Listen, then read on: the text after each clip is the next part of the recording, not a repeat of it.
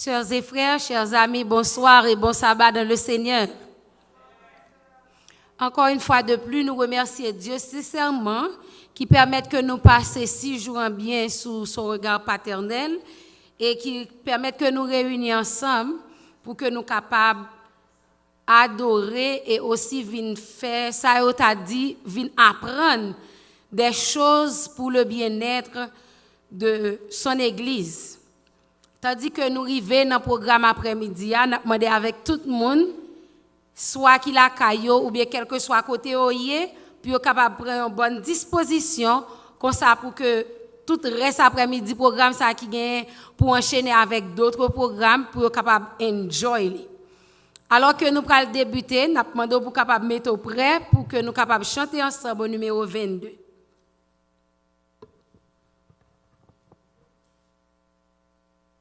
Qui dit au soleil sur la terre d'éclairer tout homme en tout lieu, et qui donne aux nuits leur mystère, c'est l'Éternel, c'est notre Dieu, c'est l'Éternel, c'est notre Dieu. Le bluet et le ciel superbe qui les atteint de si beaux bleus, qui verdit l'émeraude et l'herbe, c'est l'Éternel, c'est notre Dieu, c'est l'Éternel, c'est notre Dieu. Quand nous pleurons, qui nous console, qui veille sur nous en tout lieu, qui nous soutient par sa parole, c'est l'Éternel, c'est notre Dieu, c'est l'Éternel, c'est notre Dieu. Ensemble, nous avons cité le psaume 19. Les cieux racontent la gloire de Dieu et l'étendue manifeste l'œuvre de ses mains. Le jour en instruit un autre jour. La nuit en donne connaissance à une autre nuit. Ce n'est pas un langage et ce ne sont pas des paroles dont le son ne soit point entendu. Leur retentissement parcourt toute la terre. Leur accent vont aux extrémités du monde où il a dressé une tente pour le soleil. Et le soleil, semblable à un époux qui sort de sa chambre, s'élance dans la carrière avec la joie d'un héros. Il se lève à une extrémité des cieux et achève sa course à l'autre extrémité. Rien ne se dérobe à sa chaleur. La loi de l'Éternel est parfaite. Elle restaure l'âme. Le témoignage de l'Éternel est véritable. Il rend sage l'ignorant. Les ordonnances de l'Éternel sont droites. Elles réjouissent le cœur, les commandements de l'Éternel sont purs, il éclaire les yeux. La crainte de l'Éternel est pure, elle subsiste à toujours. Les jugements de l'Éternel sont vrais, ils sont justes, ils sont plus précieux que l'or et que beaucoup d'or fin. Ils sont plus doux que le miel et que celui qui coule des rayons. Ton serviteur aussi en reçoit instruction, pour qui les observe, la récompense est grande. Qui connaît ses égarements? Pardonne-moi ce que j'ignore. Préserve aussi ton serviteur des orgueilleux, qu'il ne domine point sur moi. Alors je serai intègre, innocent de grands péchés. Reçois favorablement les paroles de ma bouche et les sentiments de mon cœur, ô Éternel, mon rocher et mon libérateur. N'après jeter nous à genoux en prière.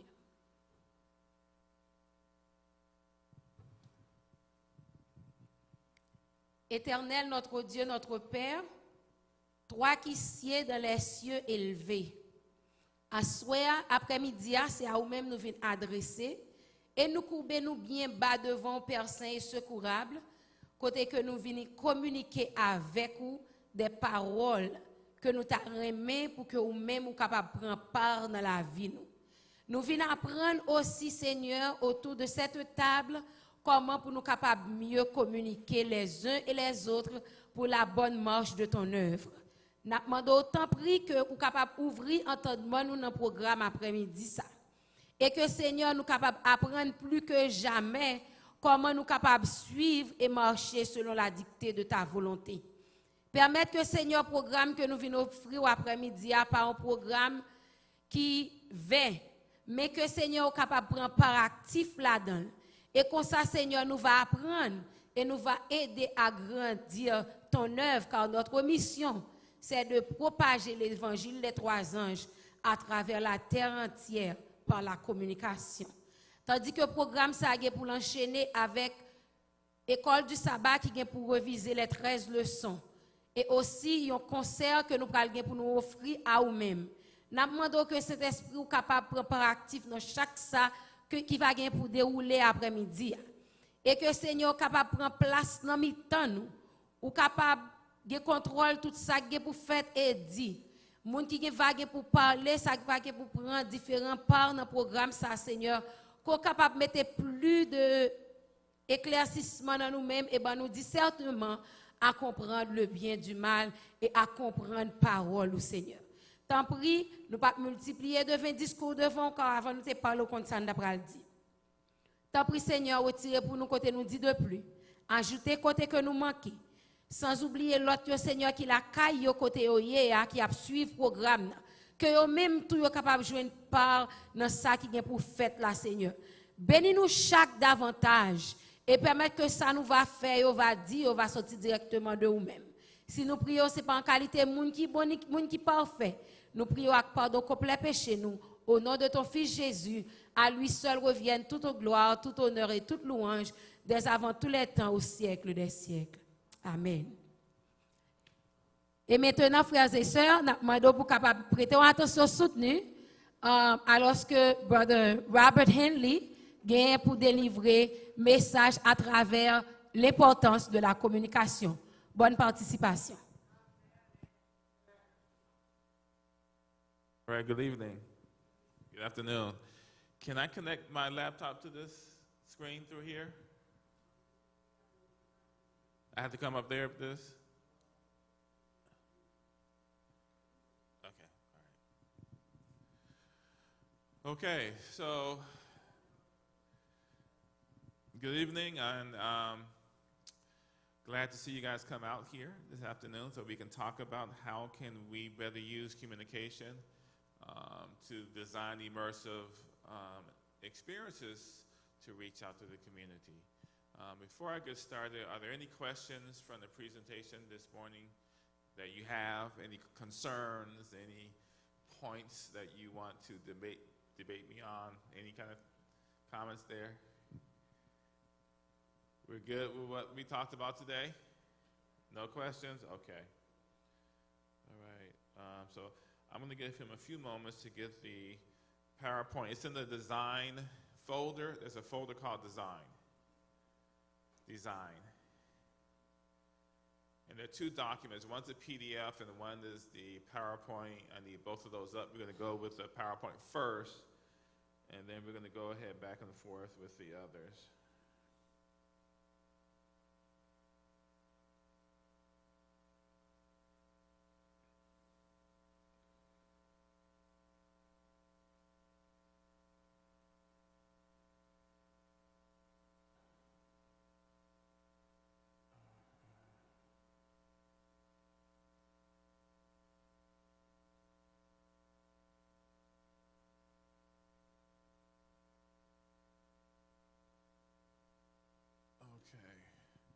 So what we're going to do, we're going to use a process called design thinking.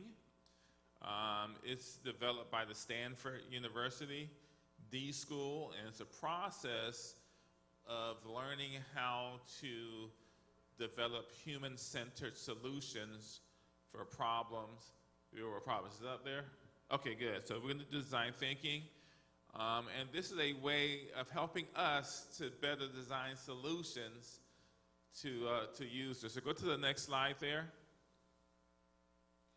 Okay, so this is the design thinking process.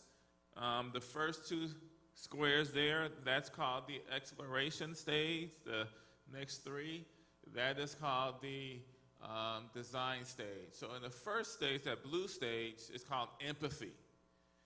We want to empathize with our users. We have a better understanding of who they are, what their needs are. You can ask questions, and you kind of group them into what we call personas. So we interview them, we shadow them, we seek to understand. We are non-judgmental of them. So in your community, you go out and you just get that empathy. You're going to walk in their shoes. The next one there is called define. After you have done your empathy, you understand what their needs are, you've asked questions, you've gathered data, you have a lot of information about your users, then you begin to define who your users are and what their specific pain points are, their issues. So we create what we call personas. A persona is a person type or people type, if you're not familiar with that. For instance, in this audience, we have 3 to 4 different types of personas. We have the 2 young people here, right? Yeah, that's a group of people. So they're going to have different needs and pain points than you are, okay?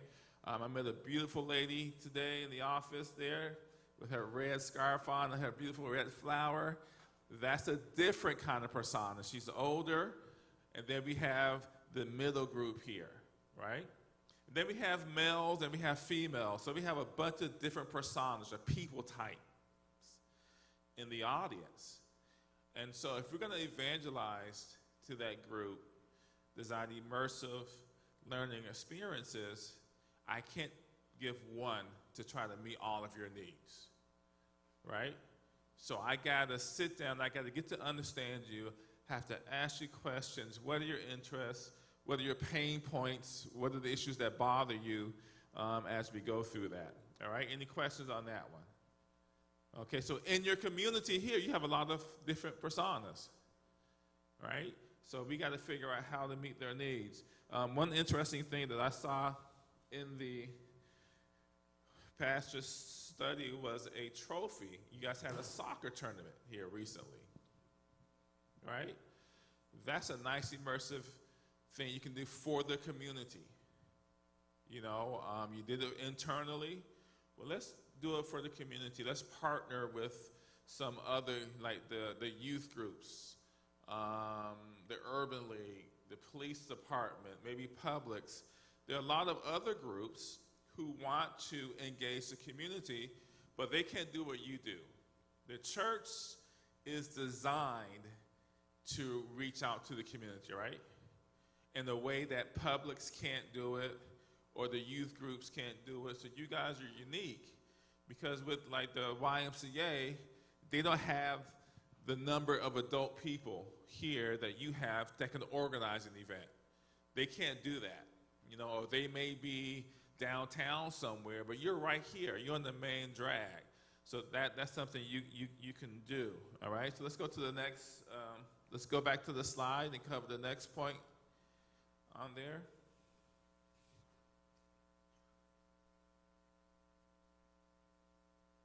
My back is killing me. All right. Is it up yet? Can you put the PowerPoint up, please?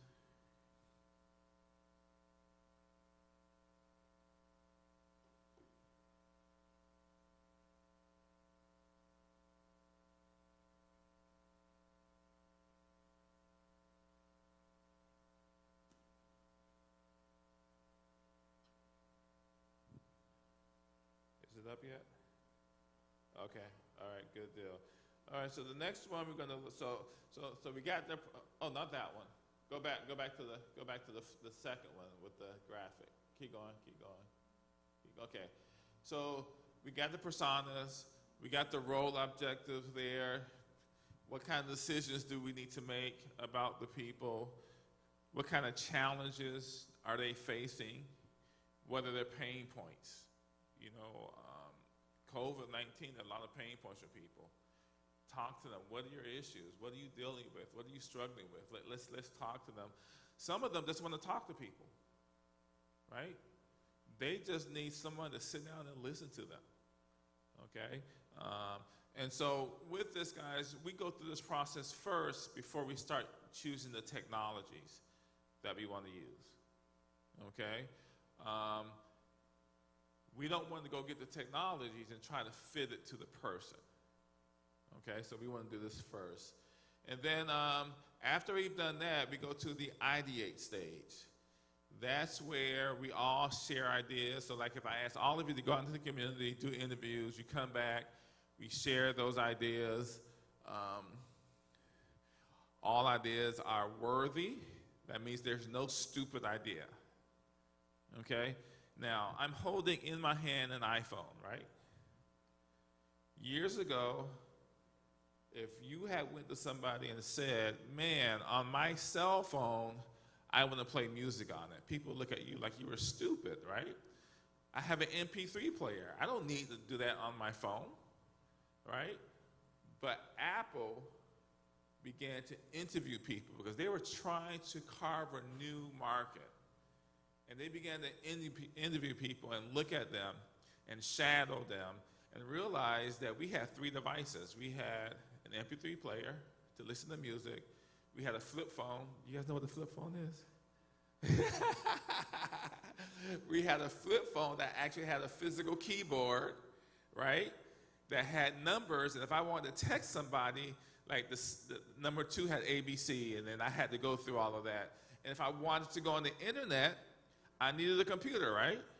So Apple came up and said, you know what? We can innovate in this area. Why don't we put all 3 devices into one phone? And then let's get rid of the keyboard and just have just a face, have a soft keyboard. But people thought that was stupid, that it would never fly. Boy, were they wrong, right? They were really wrong. And do you know Siri? That's on the iPhone, Siri. Do you know that Motorola had Siri first? Motorola, the phone company, they actually were the company that developed Siri. But the bosses thought it was a stupid idea to have a smartphone. And so they got rid of the project.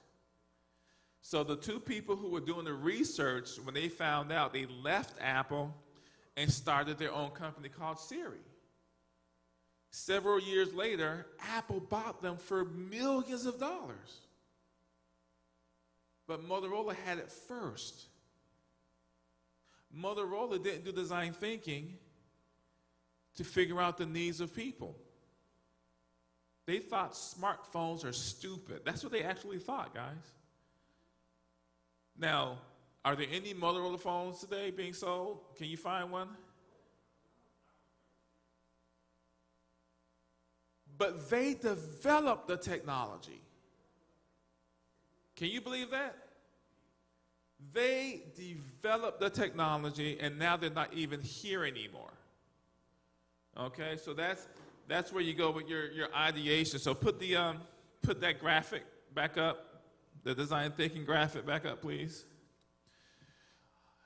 So what we want to do is we want to have what we call divergent thinking. We want to have lots of ideas. You're going to get sticky notes. You're going to put the ideas, and I want each one of you to come up with 30 ideas, just silly ideas, any kind of idea. Just put it up there, okay? And then after you have all those ideas, you go through and you start to group them based upon themes. What are similar things? And then you can eliminate stuff. But we never want to go in there and say, your idea is not good enough because you're too young. You guys get me on that? So we want everybody to have a chance to voice their idea. Does that make sense? Okay? Because Facebook was developed by a 19-year-old guy in college. Facebook. Okay? So young people have good ideas, and we need to listen to them. Okay? And because they can reach a young person better than I can, right? They know the needs, they know the issues, they know the lingo. I was listening to my kids yesterday in the car, and they're 21, 19, and 16, and I didn't understand a thing they were saying. And for the first time in my life, I felt old. None of the musicians I knew, None of the TV shows I knew. I was like, what are they talking about, right? And so if I were to design an experience to go reach somebody of their age, I might put Star Trek up there, right? I might try to go get Michael Jackson, right? Or Tremaine Hawkins. Anybody know Tremaine Hawkins? Now, you don't have to shake your head like that, man. Come on. She was a great gospel singer from years back, okay? She had some good, look at him, he's like, yeah, sure. So if I try to create an event for them, I might use Scooby, you know Scooby-Doo? Oh, well, good, you know that. What about Speed Racer? Oh, okay. No, see, he does. So I need to go to them, right, and say, hey, won't you design an event to reach the kids in this community, right? Let them do it. Let them come up with it. You guide them, but you talk them through the process. Let them do the thinking. Let them do the brainstorming, because they're going to better know how to reach that age group than I can ever do.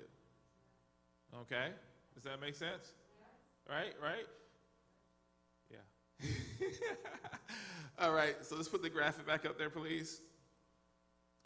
So after we do, and then we do the yes and thinking. Okay, so this is what Apple did. Okay, so we want to put the internet on the cell phone, yes, and we want to do what? Put the MP3 player on the cell phone. And when they want to put music on the MP3 players, they got to go buy the CD. They got to put the CD in the computer. They got to rip it off of the CD. They got to connect the phone to the computer and then download it. So let's create a store, yes, and then let's do do those kinds of thinking, right? As opposed to just coming up with one idea and sticking with it. Let's do yes ands to come up with better ideas, to build some synergy. Does that make sense? Okay, and then after we do that, we prioritize those things. What's most important? What can we do right now?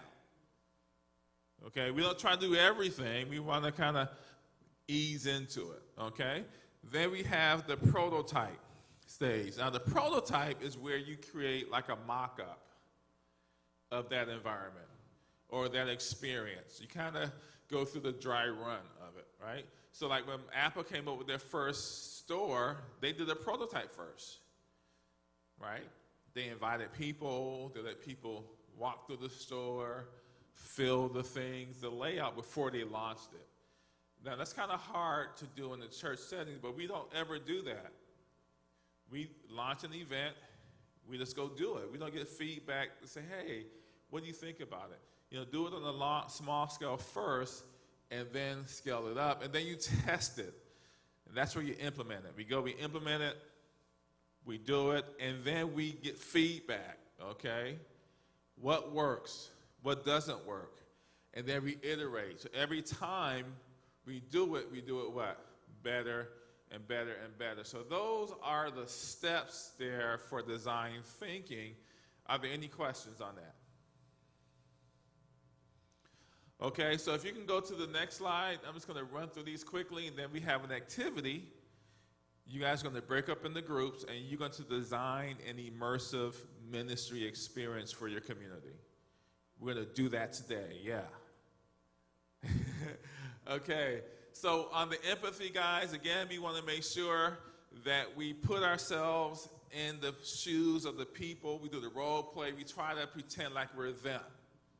Okay, you got to role play. You got to be able to be like them. So Disney has they're great at experiences, right? So they actually have people, adults, who will get down on their knees and walk through the park from a kid's vantage point so that they could see what they see. Because if I'm up here walking through the park, I'm a 6'2" person.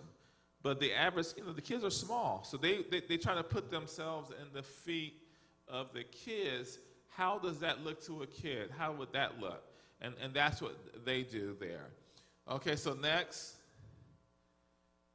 slide there. So then you want to observe the viewers and their behavior in the context of their lives. So how do you think you can do that in this community? How can you do that? How can we observe them? How can you do it? Not see what that's what you want to do, but how can you do it? What's that? Have an event, or you just go by their house. Just, in COVID-19, we want to do some social distancing, but spend a day or half a day with people, or a couple of hours, just watching them. Walk the street and just watch people. Sit out here on the front of your church there and watch people walk up and down. Try to put yourselves in their shoes, okay? If there's a park near here, go watch the kids play. Just watch them, So you want to observe them in their environment, and that helps you see what the needs are. Helps you better understand where they are. Does that make sense?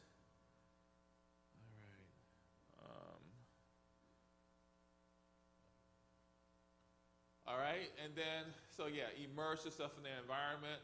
All right, next. So we're doing that to empathize with them. Okay, so observe, engage, use this directly, interact with, and interview them. Don't be afraid of them. Go talk to people. My kids hate me because I talk to everybody. Anywhere we go, I'm always talking to people. Yeah, you say hi, hey, you start talking to people, get to know them, you disarm them, and when they find out about you, they're like, wow. So we were at Disney on yesterday, and my oldest son, he's a member of the National Society of Black Engineers. And so he had a backpack on that said National Society of Black Engineers. And there was a guy right behind us, a white guy, who asked my son, oh, what kind of engineer are you?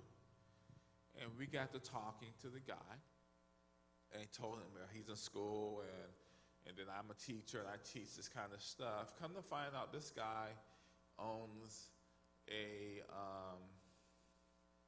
what do you call it, when you try to, what's the term that they use when we don't want to throw away stuff, we want to be nice to the community. It's a, sustainability. He owns a sustainability company. Sustainability. And he's passionate about teaching STEM to young Black and Hispanic kids. He is so passionate about that. If you go to his LinkedIn page, this is a white guy, his background says Black Lives Matter. And we got to talking, and he started several companies, and he was on the board of some of these companies, and he left the boards because they refused to hire minority people or appoint minority people to be on those boards. He's here. He lives here in South Florida. And so we got to talk and say, hey, I'm an Adventist, and we have so many churches, and I'd love to work with you so that we can get into the communities to do STEM. Okay? That's just me and my big mouth, just talking it up with this guy, asking questions, interacting, and now we have a possible partner that could possibly be used in this church to educate the kids in the community on STEM. Now, have you done that before? Have you done any kind of STEM workshops for the community? Have you done like robotics camps or anything for the kids in this community? Why not?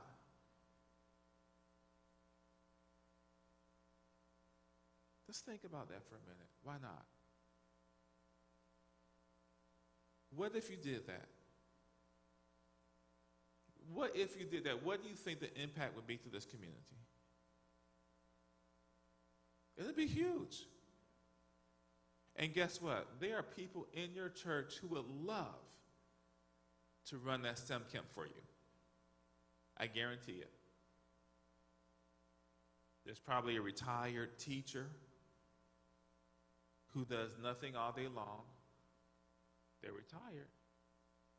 Don't you think they love to come out here and do a STEM camp for the community? And one thing you got to think about with COVID-19, it has showed us the importance of having an essential job. COVID-19 has also sped up the adoption rate of technology now. So now companies are getting rid of jobs because they realize, because of this remote stuff, I don't need you anymore. I can let the technology do it. Sears up in Orlando has closed. I walk into the mall now where I live, half the stores are gone. Everybody's shopping online on Amazon. That's a great opportunity for you to establish a community STEM center in this church to educate people. There's an article I was reading the other day about a man, an Indian young man, who had a job in Silicon Valley.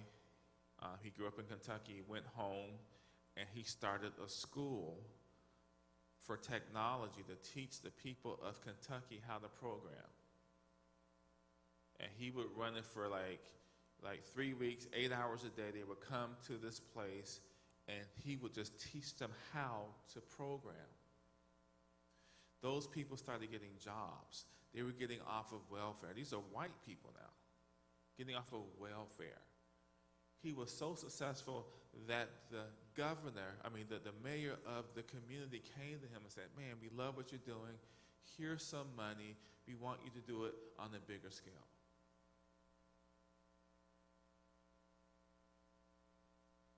Don't you think that that's a need in your community? Especially for people of color? We need to know how to do this. And if you did that would be tremendous. Okay, so let's go back to the graphic, please. Okay, so let's go forward. All right, so how to define, well, I'm sorry, go backwards, I'm sorry. Did I mess up? Did I mess up? I think I may have messed up. How to empathize.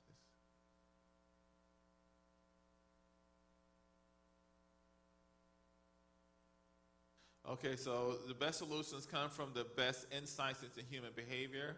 Discover the emotions that drive user behavior. Uncover user needs, which they may or may not be aware of.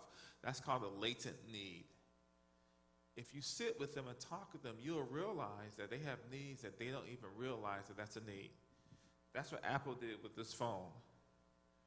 They saw that we had a need to have music on our phone and surf internet on our phone. We didn't want it, but they realized it in their questions that they were asking, in their interviews, in their ability to get to know the users, to interact with them. All right, so go to the next slide, please.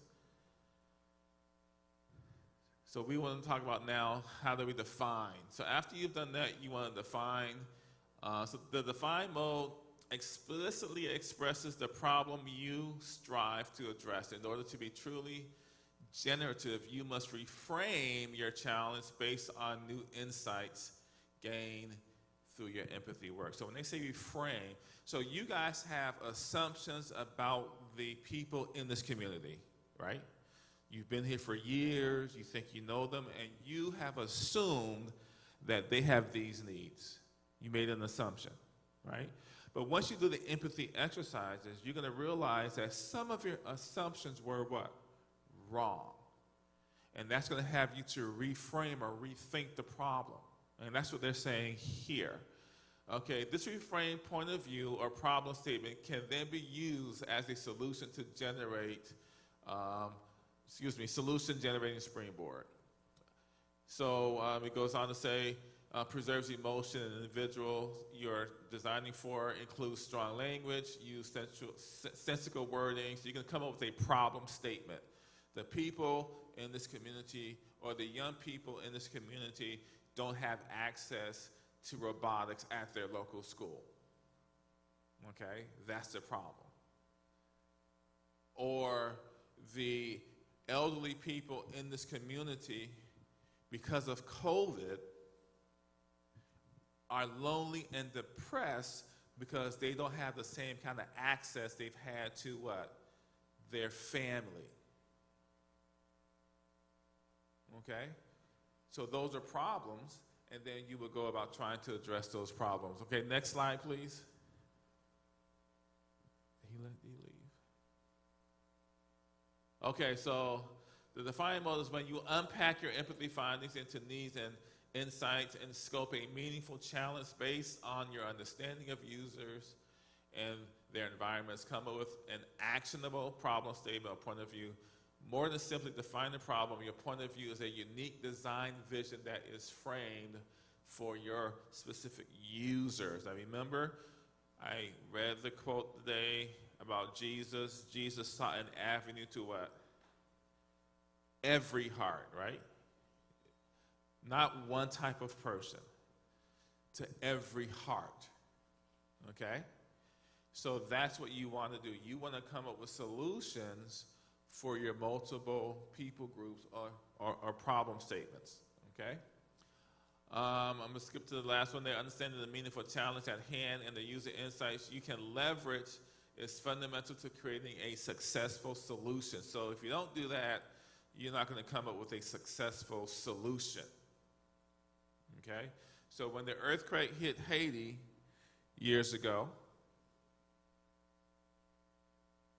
unless we were able to interact with the people who were impacted by the earthquake, we wouldn't have known what to send, right?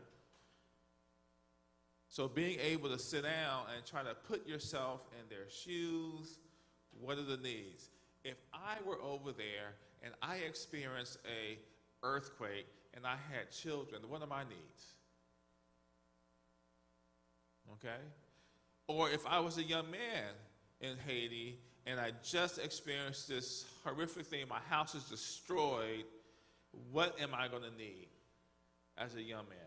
What are my needs? Yes, I'm going to need soap and I'm going to need clothes and stuff like that, but beyond that, what else am I going to need? Right? So you're getting down to the heart of it, okay? An elderly person over there is going to need something different than a middle-aged person. The basic needs, yeah, but when we really want to solve the problems, we want to go past the basics. We want to go past just streaming our services on the internet. We want to get down to the core of it. So we want to do those things. All right, next slide, please. Okay, so how to define to divine mode expresses the problem you strive to address in order to be, okay, skip that. We'll go to the next one. I think that was my fault. I may have had that twice. Okay, so a spectacular point of view preserves emotion and the individual you're designing for, includes strong language uses. We did that one already, didn't we? Includes a strong insight, generates lots of possibilities. So when we say insights, now you're looking past just the basic needs. You're getting down to the heart of it. Okay? What are the needs? What are the latent needs? What are the needs that they don't even realize they have? Okay, you're really getting down to it. All right, next slide, please. Okay, so after you do that's your discovery stage. You've done your empathy, and then you begin to define, right? You come up with your problem statement. Now, we're not designing the solution yet. We haven't done any solution designing yet. All we've been doing is just doing our fact finding, getting to know our people groups, who's in the community, what are the different personas, what are the different age groups that we deal with. Okay, another tool that we could use is SurveyMonkey. You guys know SurveyMonkey? It's an online tool. It's free for 10 questions. If you want to do more than that, you can pay for it. But it's a good way of trying to reach out to your community to figure out their specific needs. Okay? A lot of them have cell phones. You know, you have a point of entry event one day, you invite them here, hey, we just want to get to know our community, get to know your needs. Would you mind taking this quick survey? That can also help you figure out the needs of the users. And oftentimes, because it's anonymous, They may be more what? Transparent and open if it's a survey that they're just typing on their phone and sending it to you, as opposed to you going door to door. Because some people are very proud. They don't want you to know that they're hurting. So if you did a survey, you can quickly figure out the people in this community what their needs are. Okay? All right, and so after you've done those two, now we do the ideate. And this is where we start coming up with all those ideas I was telling you about. You're going to flare, get a lot of ideas. And so what we do in my environment, you know those sticky notes? So I have them all over my lab. And I encourage kids to do 10, 20 ideas. And you stick them up on the board. Just start sticking stuff. Have a party. And they start enjoying it. They have a game. They're putting stuff up. But everybody's engaged. And then after you put them there, you start to gather them. You start reading them. And you start figuring out, well, there's a theme here. You know, a majority of the people in this community are single parents with 3 and 4 kids. Okay? That's a big need. Okay? And as you start to go through that, you might find out that 60% of those kids are boys. You start drilling down. Drilling down. Okay? And I want to kind of pause right here, talk about something that's really dear to my heart. My oldest boy in the 2nd grade was labeled with being ADD. You guys know what that is? Attention Deficit Disorder. This was at the end of his 2nd grade year, the very last parent-teacher conference of the year. We're about to get up from the table and leave the meeting. She says, oh, by the way, your son just gets up and he just roams around the classroom. The whole year has gone by, and I am just now finding this out. So we go and we get him tested. My wife's a physician. We ended up putting him on Ritalin and stuff like that. That didn't work. Then I tried all kinds of things, the bouncy ball thing, all that stuff. But then I began to dig deeper, and I realized that his learning profile was not being engaged in that classroom. We talked about that earlier today. He is a visual spatial learner.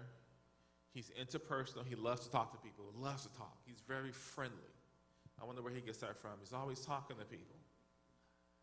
Okay? So he likes to talk in class. That's how he learns. And he likes to build stuff. Well, in the typical classroom, of those 8 intellects I showed you today, only 2 of those are actually used in the classroom. Verbal and logical mathematical. If your multiple intellect preference is not one of those 2, you're not engaged. And my son wasn't engaged. So I did everything. In the 4th grade, I found out about this robotics thing, Adventist Robotics League. I started a robotics club at the school for my son, to save my son. Another black boy that's going to fall through the cracks. Okay? So 2 days a week after school, he got to tinker. He got to play. He got to design and code and build. And the other kids in the club, he was the best programmer and builder in the club. And they recognized that, and they started calling him, hey, that's a robotics boy. So the word got around the whole school that he was smart in robotics, smart in designing and coding. Do you know what that did for him? And he tells me to this day, Dad, robotics pulled something out of me I did not know that I had. I realized I was smart, but in a different way. The majority of the people that have ADD,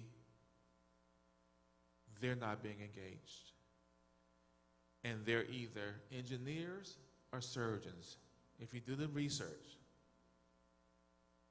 Okay? And a lot of them are black boys. So that's really getting down into it, to the weeds there. Okay, next. So how do we ideate? So you harness the collective perspectives of your team. Everybody gets to share an idea. Step beyond the obvious solutions and drive innovation. okay? Uncover unexpected areas of exploration. So like I told you, if you discovered that the majority of the people in this community were single parents with 3 kids and 60% were boys, that's something that you would not have known by just being here all those years. That's a deep insight that you can use to design an immersive experience for, okay? And then you can create fluency, volume, flexibility, variety, so you would have lots of ideas. All right, next slide. Where did that one come from? So it shouldn't be there, yeah. Keep going. Next one. Okay. All right, so it says here, when ideating, your team needs to fluctuate between times of focus and flair. Idea generation is a moment to go wide with lots of ideas, and then you start to narrow. Curtailing bad behavior, such as evaluating during the idea generation. So you don't say that's a stupid sticky note that you put up there. You don't do that. Let everything go up there. Everything, because when Ford made the first car, people thought that the car was stupid. Did you all know that? The first Ford car that he made, people thought it was stupid because they liked their horses and wagons. Okay? And he said if left up to the people, they would have made him design a faster horse than the car. Now, do you see any horse-drawn buggies going up and down the street today? Because the car is great, right? But at first, people thought it was what? Stupid. So don't tell anybody that the idea is stupid, okay?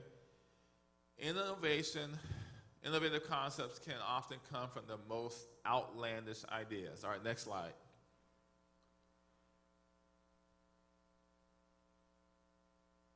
Okay, now we get the prototyping. This is where you want to go ahead and actually start building stuff. You could prototype by getting a small-scale model of the environment that you want to make and test it out with people. You know, get some cardboard, get some little things, kind of make a little environment, or design it on paper, sketch it out, or make a room in your church here that could be a STEM lab. Hey, let's just see what it would look like one day. Let's just go in there, put stuff together. Can this work? Have the little kids sit in the chairs and see how it works, okay? Next slide. Okay. So prototype is often thought of as a way to test functionality, but it serves many other purposes. Empathy gaining. Prototyping deepens your understanding of users and the design space. Exploration, develop multiple concepts to test in parallel. Next slide. Testing, create prototypes to test and refine solutions, and they can inspire others by showcasing your vision. Okay, all right, next slide. All right, then we test it out, and then we iterate. So what I want to do here is, can you pull up the PDF document, and we're going to go through an activity right now. You guys have pen or pencil? Can we get pen and pencil for the people here? Or do you have your iPhones or something to take notes with? So what we're going to do, we're going to get into small groups, and we're going to actually design a ministry experience. Okay? As soon as it comes up, there are about 8 steps that we're going to go through.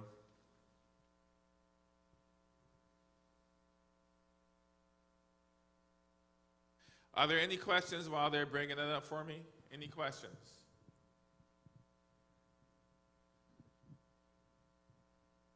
What's that? You don't know how to ask it?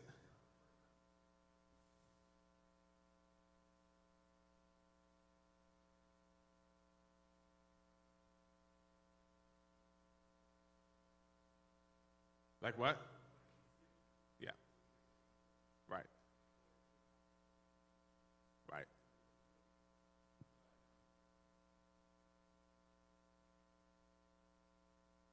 Right. And that's the thing. You gotta, and this is where the ideation process and coming up with sticky notes and putting up all kinds of ideas, you can come up with some ideas, because you can have an idea, he can add to it, he can add to it, he can add to it, and then that one idea becomes a really good solution. Well, so I don't know what your community, so you'd have to find out what's acceptable for you to do. Yeah. So you have to figure out from the government, your local government. There are things they will allow you to do. You have to figure out, well, what can I do and what can't I do? You know, they may say you can give turkeys, but you got to have social distancing and all this stuff in place. But that's part of that figuring out stuff. Or you may come up with an innovative way to give out the turkeys. And that's what this whole process is about. It's about how can we come up with an innovative way to give out turkeys to this community in COVID-19 environments. And that is a challenge. It is a challenge. No, it is. But if we all work together and tackle that problem using this process, you can come up with a prototype way to figure it out. You can test it amongst yourselves. Hey, will this work? Let's pretend that we're going to be getting turkeys, you know. So you can do that. You take notes from it. You know, that didn't work. Well, let's try another idea. That didn't work. Let's try another idea. Because what often happens is we have departments or groups of people coming up with ideas in silos.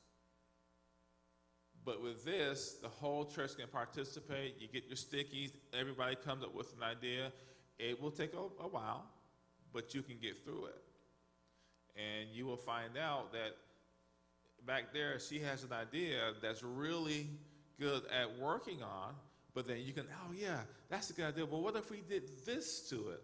Remember that yes and we were talking about?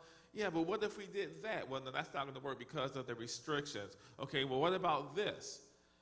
As opposed to saying, you know what? It's COVID-19, passing out turkeys isn't going to work. And then you don't even do this. Because we're not diving deep, we're not going beyond the obvious. Because for me, for you, we've been passing out turkeys the same way for so many years. We assume that there's no better way. Because that's the way it's always been done. But with design thinking, it forces you to get out of that. That's the way it's always been done. But that's why it says it could be a silly idea, you know? But we won't know unless we sit down and try to think it through. You might have, I mean, I don't know what you could do, but I'm pretty sure you guys come up with some great ideas to get that done.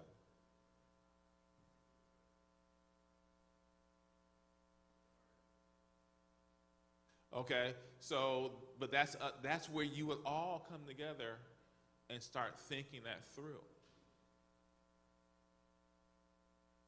Yeah.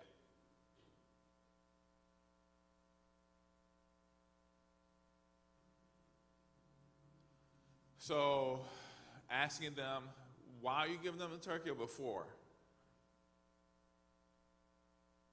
Well, you know what? Maybe we can, once that PowerPoint gets up, we can use that for the activity. Okay? And it's up. Okay, good deal. All right, so now, this is a process that we would use to come up with the answers. Okay? So here it says, your mission, redesign how the Smyrne Communication Department communicates the gospel by designing an immersive experience for your partner. So what you can do, 2 people per group. This is interactive now. You're already sitting next to each other. Okay? People are looking at me like I'm crazy. So we want to do this now. We want to go through this process. So I want you to interview the person next to you. So you want to do the turkey thing, right? Does anybody else have an interest in figuring out how you could give food to the community? Okay, so can I have one person come sit with this young man? She wants to do that one. Okay? All right? So that's one idea. Is there anything else? Are there any other ideas you want to do for doing ministry? Or do we all want to do the turkey one? Huh? Okay, sports event. So what about a sports event? Okay, now you can't do turkey and the sports event. So maybe you guys do the turkey, you guys do the sports event, okay? Are there any other things you want to come up with? Any other events or ministry experiences? So then if you don't know one right now, you can begin by asking your partner, hey, what kind of different type of ministry event have you always wanted to do? Okay? You guys want to do that? So if you have two people in the group, you're going to ask one person, I'm going to time you for 8 minutes, and you're going to listen to that person. Just talk about it. It says, okay, notes from your first interview. Okay? So you're going to interview your partner for about 5 to 8 minutes, and then the other partner is going to interview you. Okay? All right? So we're going to go ahead and do that. Now, it only works when we try it, guys. So let's go ahead and try it.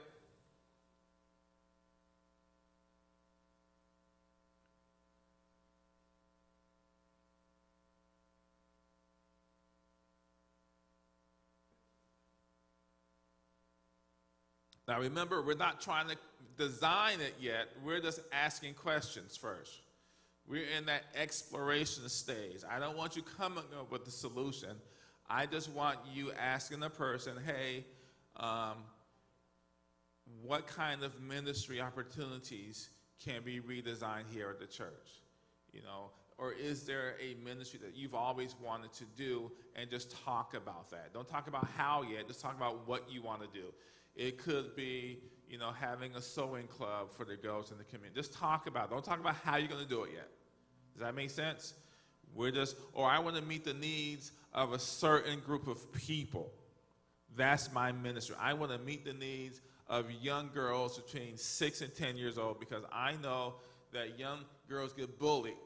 Okay, I want to meet the need for that age group. Or I want to meet the need for older people who just retired. Okay, so that's what you're doing. You're just kind of talking through that process. So I'm going to go ahead and time you guys.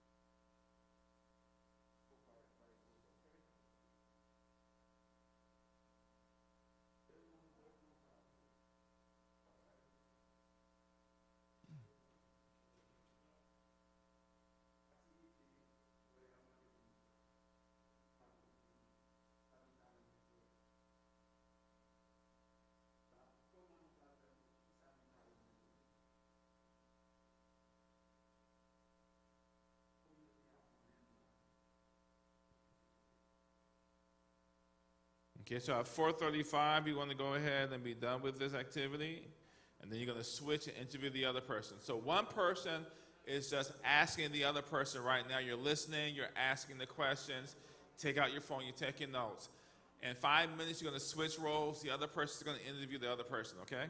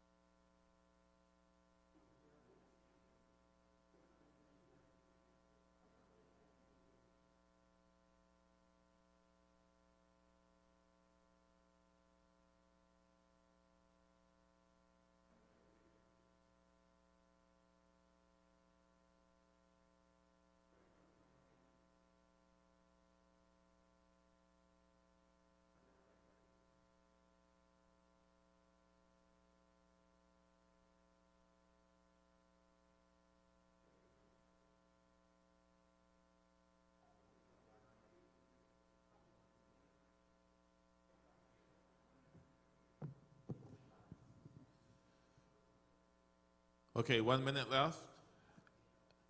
And then we're going to switch, and then the person who's interviewing is going to become the interviewee. And then the interviewee is going to interview the other person. Okay? So what's going to happen out of your group, you're going to have 2 solutions coming out. Okay? Each one of you is going to come up with an idea. Okay? They may be similar, they may be different. Okay?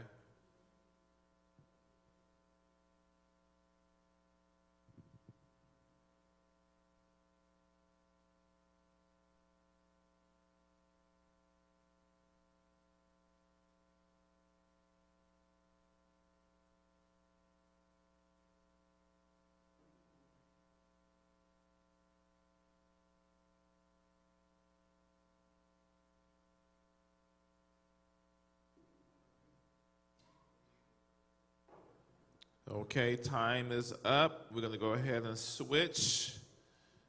So the person who was interviewing is now going to be interviewed for 5 minutes.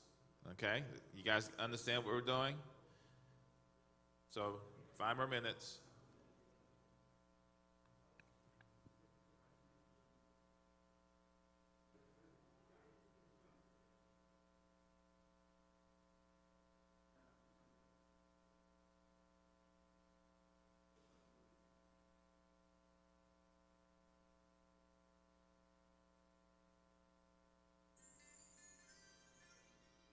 I'm going to play some music in the background here to help time go by.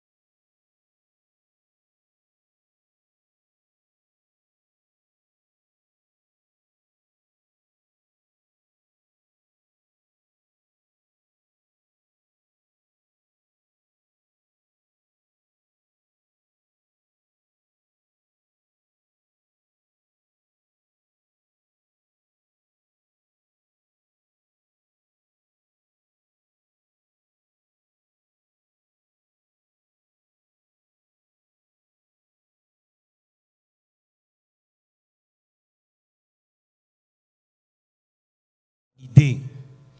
So here we may want to find out why are they homeless.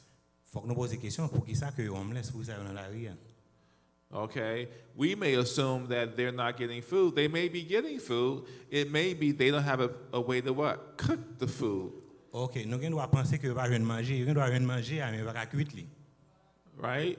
Or it may be that they're working, they don't have a bank account, they can't cash their checks because most of the time you're going to have a bank account to what? Cash a check, right? OK, des fois il y a travail c'est on account que gagne capable cash check là.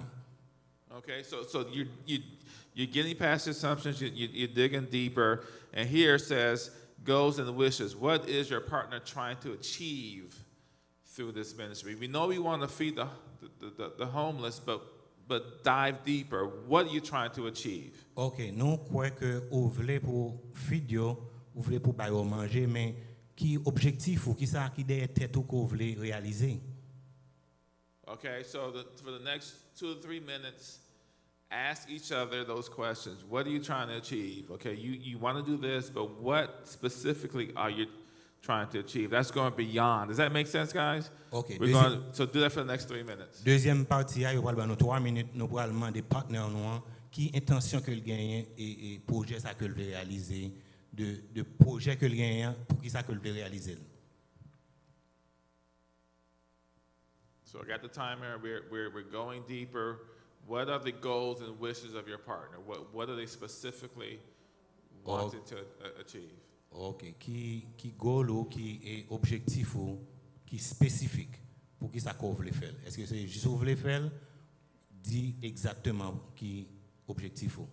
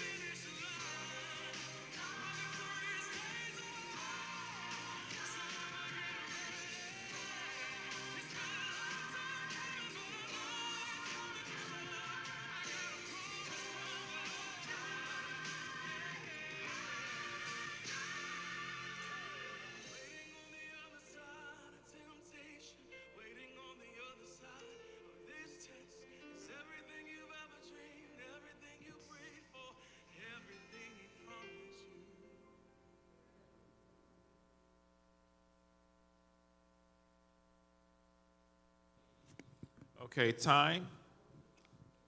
So OK, temps fini. You've gotten their goals and wishes. Now we want to find out were there any new insights Nous voulons connaître un nouveau bail que nous joignent. about your partner's feelings or motivations.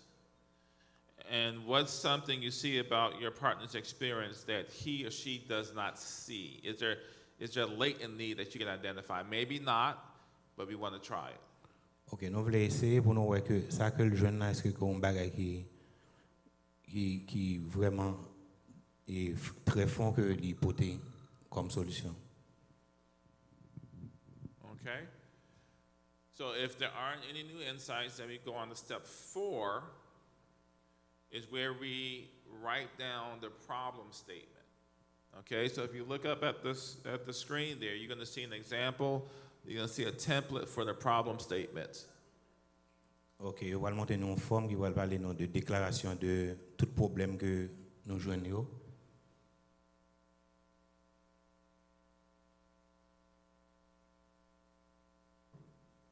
So you're going to take what you discovered from your partner and come up with a problem statement. So for instance, you guys said you want to feed the homeless, right? So what's your name, sir? Marcus? Okay, so can I get that PDF up there, please?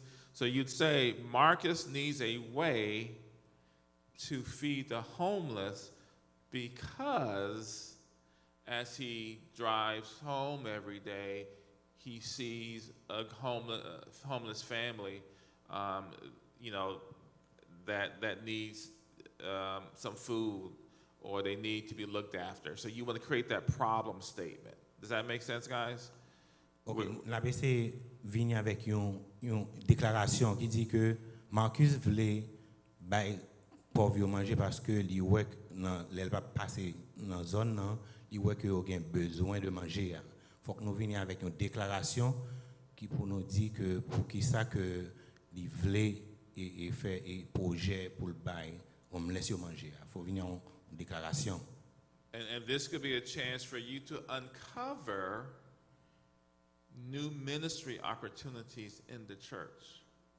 Because we talked about the STEM thing is really important to me, especially for black boys. So my problem statement would be Robert needs a way to provide meaningful STEM education for kids who are labeled with ADD. Okay? Because Robert's son had the same experience, and he wants to make sure that no one else has that same experience. And that could be a whole new ministry. So this is a good tool because God has gifted everybody here with different talents, right? We all don't have the same talents, and we all don't have the same passions. And so you can take your passion and make that a flourishing ministry, as opposed to just looking at what the church has, because the Adventist church has cooker-cutter ministries, right?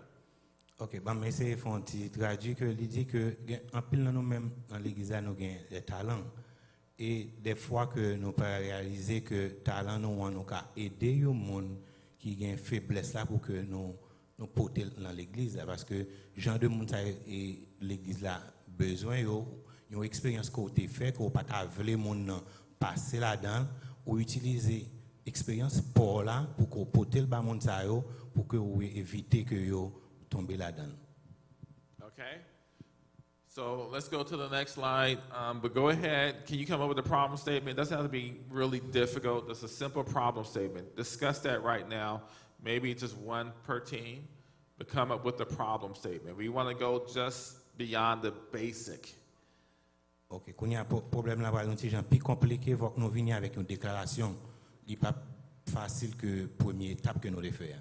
Dans l'étape ça, nous allons venir avec une déclaration de problème là pour que nous capables.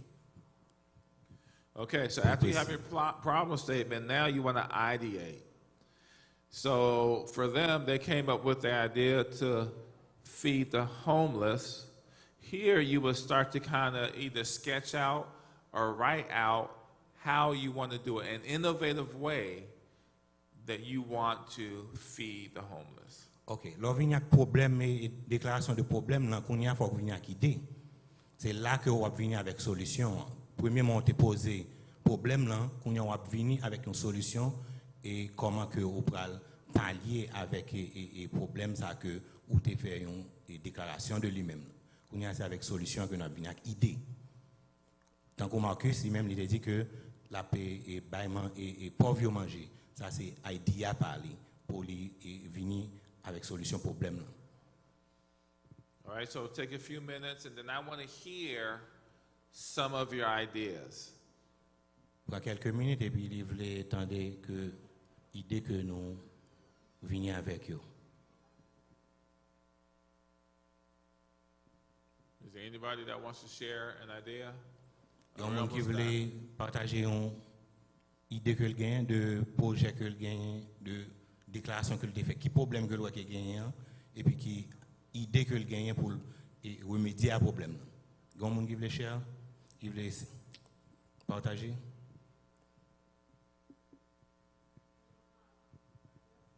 You have an idea? Wait, anybody? She has one.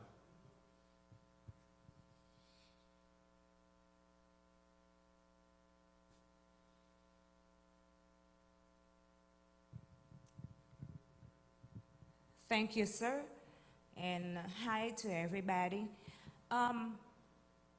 My idea is that we see that in our churches, we have so many elder people who have no power, who have no houses, who cannot help themselves. I wonder if the conference, however, the conference could help them have, like, you know, we see the Catholic people, they have houses for those elderlies. So can we have the same thing for our elderlies? So that would be your problem statement. Our elderly people don't have homes or houses, right? So we would have to come up with a creative way to solve that problem, okay? And so what you can do, I can't speak for the conference, but what you can do, you can canvass the community, you can talk to the local government, because a lot of times there are homes that are either foreclosed on, that they can't sell, that are sitting empty, okay? I have a house in Orlando that we don't live in, okay? And we're not ready to sell it yet or rent it, but we often have people who break into the house and live in the house without our permission. Now, if that's happening to us, I'm pretty sure that that's happening to a lot of people in the community. So what if you could try to come up with a campaign, instead of letting those houses sit vacant, how can we use those homes for the elderly to live in? And it could be that the elderly, you might have 3 or 4 elderly people who are getting an income, but it's not enough for them to live on their own. But if you were able to leverage that and say, hey, we have 4 elderly people here, you have a 4-bedroom house, can we work out a deal where they could live in this house? It's empty, you've been trying to sell it, you can't sell it. Well, can we do that? So there are some creative things you can do, and then you may want to take that proposal to the conference, okay, and say, hey, we have a proposal for doing this. Do you know what Adventist is? Adventist has a foundation. They just gave $1.9 million to a Kissimmee nonprofit group who's doing stuff for the community. They just need people to come to them with viable proposals to solving a problem. So that would be a great way to go about trying to solve that problem. Does that make sense? Yeah, all right. I can. Go ahead. Actually, sir, nous te pose des questions comment que nous-mêmes dans la communauté adventiste là, nous capables et suivre exactement l'exemple que les catholiques font. Parce qu'on sait de monde qui n'a pas de moyens pour que yo fassent un decent living, yo pas qu'à habiter dans un cas qui est normal. Comment faire que nous-mêmes dans la communauté adventiste ne pas faire le tout? et frère Robert dit que pas capable parler pour conférence là, mais nous t'ai qu'à venir avec une proposition, nous t'ai capable faire une sorte de campagne, nous capable joindre des monde qui ont des maisons qui inhabitées et que monde ça est capable bailler ça à disponibilité et que nous sommes capables d'aider les gens qui pas capable habiter décemment ou qui pas un côté. Et frère Robert a expliqué que lui-même gon caille que il pas fait un là-dedans, il pas qu'à louer lui et que monde vini yo casser caille là. Et gens de caille ça on doit mettre à disponibilité pour aider les gens qui pas un côté pour yo dormir. Okay, so she shared her idea. I gave feedback to her idea. That's a yes and, right? So she had the idea. I said, oh, we could do this with that. Okay? Another thing you could do with that is called Section 8 housing. You guys familiar with Section 8 housing? Section 8 housing is a government program where you can give your house to the government. Well, not give it. You can work out a deal with the government for subsidized housing for people who can't afford it. So you could canvass this community and find out how many vacant houses do you have in this community. Talk to the person that's trying to sell it. Say, hey, we're a ministry here. We have access to a lot of elderly people who need housing. Can we work out a deal where we go in as a partner to do Section 8 for this house? Okay? And part of the problem with Section 8 housing is sometimes the grasses don't get cut or stuff like that. So a lot of people don't want to do it because the people who come into the house aren't taking care of the house. Well, there are a lot of men and young people in this church and young women in the church, right? So you could help what? Upkeep the house for those elderly people. The person who has a house is no longer having it sit there not being used. He or she can get some income. You're solving the problem for the older people who need housing, and it's in this community, so it's within walking distance to the church. So those are those yes and things that you can come up with. So having an opportunity to talk into a group setting like this, come up with all the sticky notes, we can all come together and say, yes, that's a great idea, and yes, and do that. Does that make sense, guys? So those are things we can do, because she had a great problem. That's a great problem. And that's a great ministry that you can do. And you can start a nonprofit, register it with the state of Florida, and there's grant money out there that'll help you do those things. So that's a great ministry. If I were you guys, I'd jump on that in a heartbeat, see what you can do to really make that something that is known, that makes this church known for. You start an LLC or a nonprofit, and you work that program, and I guarantee you get somebody to help you with that. Any other ideas? Une autre idée encore?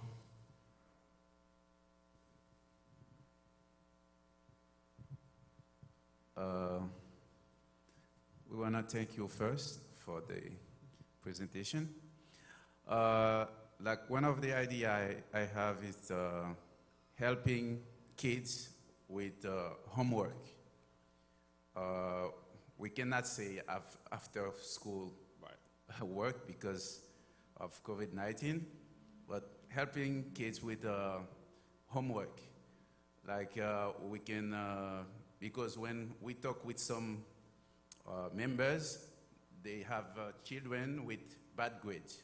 That's something I think we can go with it. See, that's another great problem right there. So what would be a great yes and to that? So the problem statement is you have kids in your church that are having problems with homework because of COVID-19, right?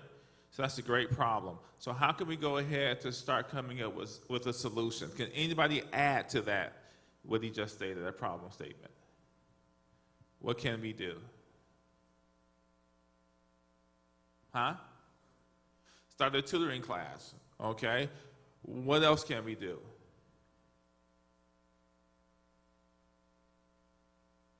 You have space here.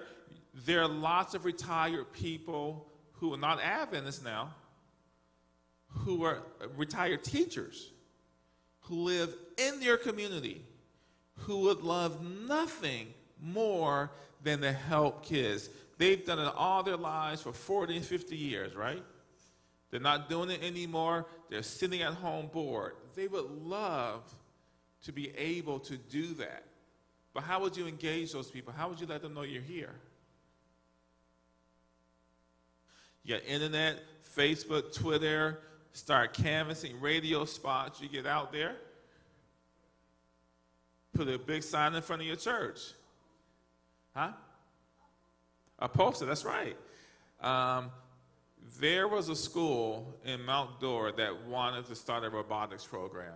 I went to them, I sat with their board member. The principal said, no one here wants to do it, none of the teachers.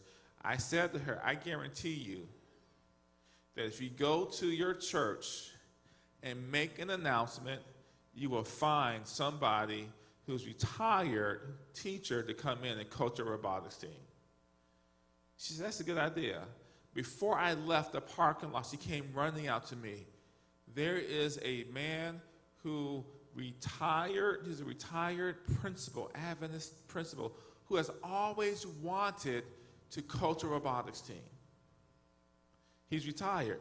He's been doing it for 3 years now.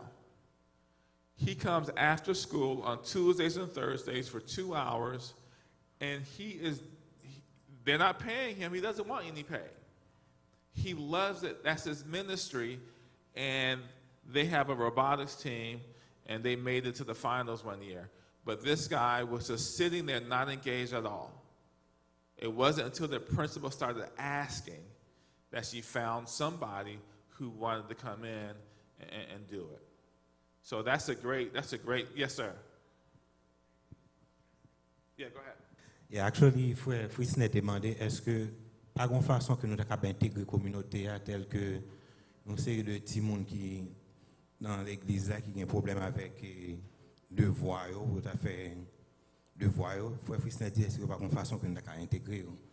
Et frère Robert dit que c'est une belle initiative parce que une série de petits monde qui vraiment, bien que COVID-19 n'a son problème, mais nous avons utilisé l'église là tant qu'on espace pour que nous soyons capables d'aider les petits monde ça. Et il y a une série de monde qui prend retirement qui ne travaillent pas encore, et ce sont des professeurs chevronnés et qui more than welcome et qui t'a voulu que ils t'a offert service.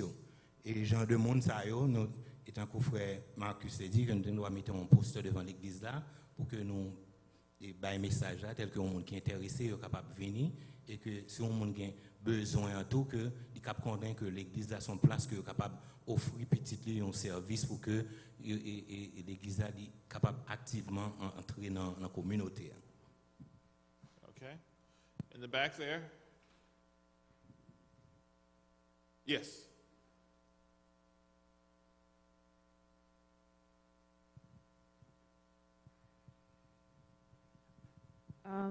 So our idea was that when you look around our community, it's filled with trash. So we were thinking, like hosting a community cleanup with people of the community, so we could clean up. I love that. I love that idea. And if your church spearheads that, they start to say, wow, that church does more than just meet on Saturdays, right? They care about their community. You can start a campaign with the local government here, help keep the city clean. They may pay for the posters because I'm pretty sure they want what? A clean community themselves. But they may not have the manpower, the resources to pay a full-time group of people to do it, but they may have some money to say, here are some resources for you to do it, and you don't know where that might lead. You know, it might lead into a really big program where they may say, hey, you guys are doing such a good job. We want you to spearhead that program, and they come up with the name for it. And then you become known not for trash people, but you're known for what? People who care what? about the community. That's what they're going to see. They're not going to see trash people. They're going to see people who care about their community, that they are investing in their community. Okay? And that's a great idea. And I'm going to be a little radical here. Don't stone me. Don't stone me. You know, but that could be a Sabbath activity. You're giving back to your community. Okay? All right, your hand was up next. Yes. Our idea was to have like a community clinic. We have like a lot of nurses and medical professionals, like they can volunteer their time and help the community, because there's a lot of people that don't have access to health care or don't have the money to like get health insurance or go see a doctor. They can just come and get a checkup, get their blood pressure checked, and things like that.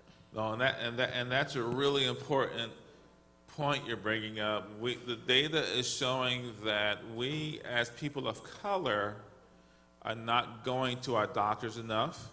Number one. Number two, we're not trusting of those people because they don't look like us.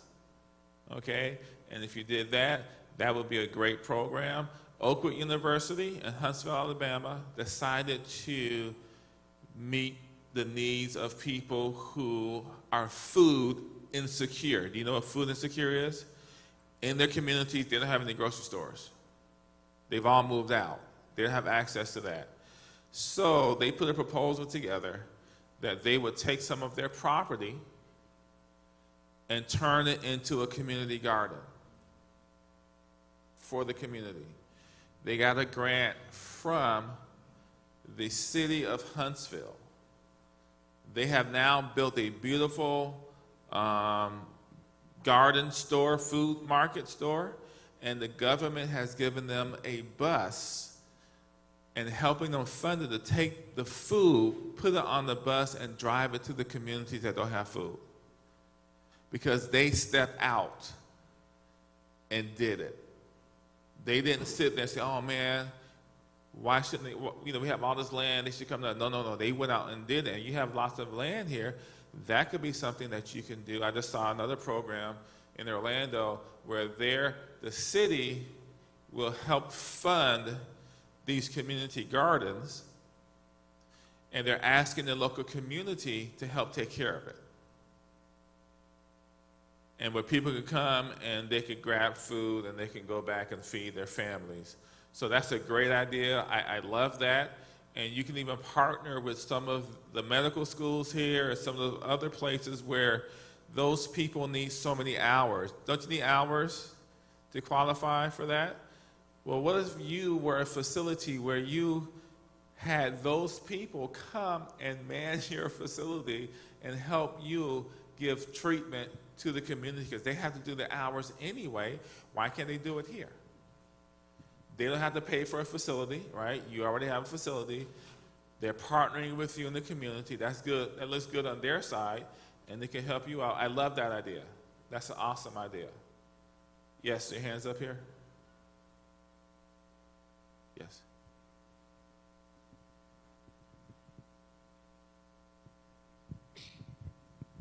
My idea was to, because a lot of people have stress, we could just make them enjoy for once and have some fun. I love that. A lot of people, especially today, a lot of people have stress, and there are Because no they have outlets, depression. right? They can't go anywhere. How many older people are home, depressed and frustrated because they can't do anything? You can have a social distance silver sneakers thing in your church. You know, there's so many things. I love these ideas. I love them. Go ahead. Yeah. Marcus. Ben. Ok, il juste venu avec une idée, il dit que l'État aime faire des activités pour que défouler mon yo, parce que dans le moment COVID-19 ça, il y a un pile monde qui la caillou, qui pas qu'à déplacer. So il pensait c'est que l'État vient des activités qui t'a fait mon yo un petit gens content, bagay ça t'a capable aider avec problème de stress que gain. All right. Yes, ma'am.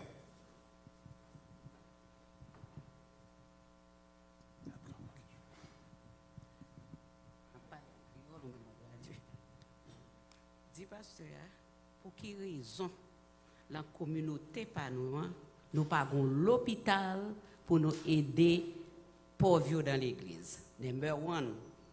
Pour quelle raison yo pas encadré jeunes qui dans l'église, leur yo fini high school yo, gagne qui pas gagne possibilité pour y aller l'école. Mais si yo te encadré yo te ba yo un bourse qui t'a pour aider yo pour ta finir l'école. Okay, sister just asking why we don't have a hospital in our community to help. And second question, why we in the Adventist conference, we don't give like some scholarship so to help those kids who are out of high school so they can have a better life. Those are very good points. So number one, you said you don't have a hospital here. You can get started with the clinic. That's number one. So I'll give you an example. In Orlando, Forest Lake Academy has a building that was not being used at all. Okay? They reached out to the local health school there, and they negotiated a deal where that group sends nursing students in, and they have what they call the Hope Clinic. The school doesn't charge them rent because the building was just sitting there anyway, but they provide free health care for the community.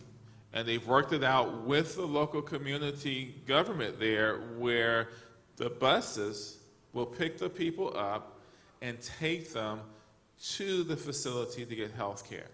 Okay? And that clinic that you start could mushroom into a what? A smaller health facility. Every hospital, a lot of hospitals start out small, you know, and you can get started and that might snowball, but the thing is we got to get out there and we got to do it. And the thing about the scholarship, that's a good point that you bring up. One of the things that we can do is put together a proposal to the conference, but with that, you become an SAT test prep center. You know what that is? So right now, there are two tests that are out there, the ACT and the SAT. And if the kids score high enough on those tests, they can get what's called a Florida Bright Future Scholarship and go to any school in the state of Florida for free. But many parents don't understand, it doesn't matter how high their GPA is. You guys hear me? What matters is how high they score on that test. Okay? And you can take that test more than one time. And Khan Academy has partnered with the SAT organization where they are an official test prep facility free of charge. So you right now, these kids can go sign up for an SAT test prep on Khan Academy, and it will prepare them for the test. You take the test, you bring your scores, you put the scores in the computer will go ahead and customize a training program based upon your scores. You go back, you take it again, you come back and you do it. And it's for free. I know of two young men who did that. That's all they did. And one of them scored a perfect score on the SAT just by using Khan Academy for free. So let's put that in perspective. I paid $800 for my kids to take that training. I didn't know that there was a free version out there. I paid $800 for my two older kids. My younger son, I'm not paying anything because he's doing what? The Khan Academy, which is free. So imagine setting up a room here where if the kids don't have access to computers at home, they can come here and do that. And if they get that, they will go to school, any school in the state of Florida, free. It's called Florida Bright Futures. Look it up. It's for free. So that's one way that you could do it if the conference doesn't respond and the kids can go anywhere. All right? Yes, sir. One more, we got to go. Yes, sir. You have a question? A point? You need the mic?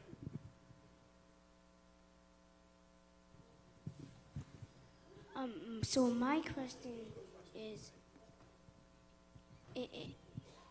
what can we do if it's an emergency and we can't get to give the homeless?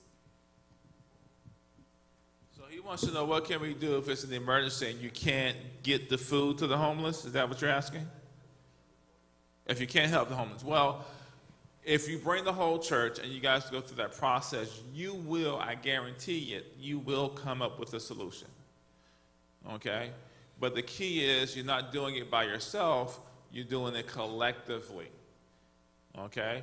I've enjoyed my time with you. I hope that this is beneficial for you. I've heard a lot of ministries already popping up, a lot of immersive ways in this COVID-19 era to provide ministry for your community.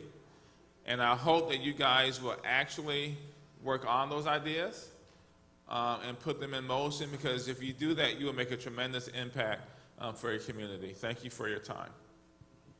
Ok, frère Albert dit que c'est un plaisir pour être là avec nous. Nous venons avec des bonnes idées. Si que nous mettons idées ça en œuvre, so, il croit que il est capable de faire un gros impact dans la communauté nous.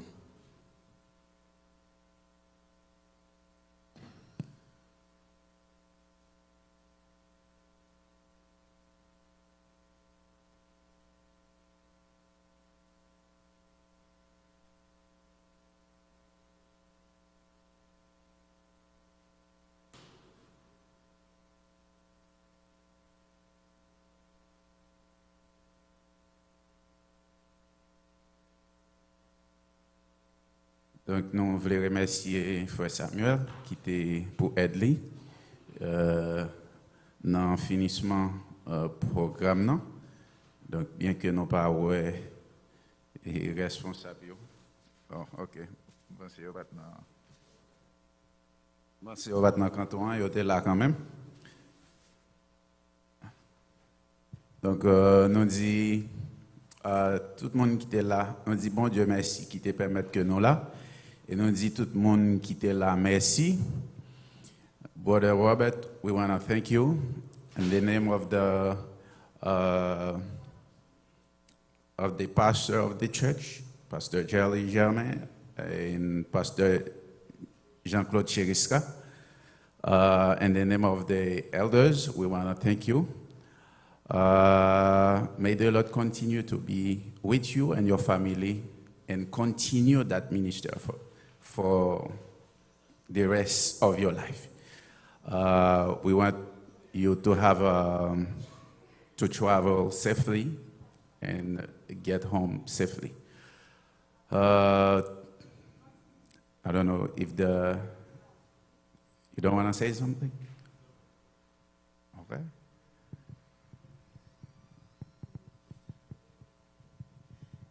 I want to thank each and every one of you that have gathered this afternoon for this wonderful program. Most importantly, Brother Henley, qui te permet que travail n'est pas marchandé. Et je voulais remercier spécialement chaque monde qui fait partie du département ça.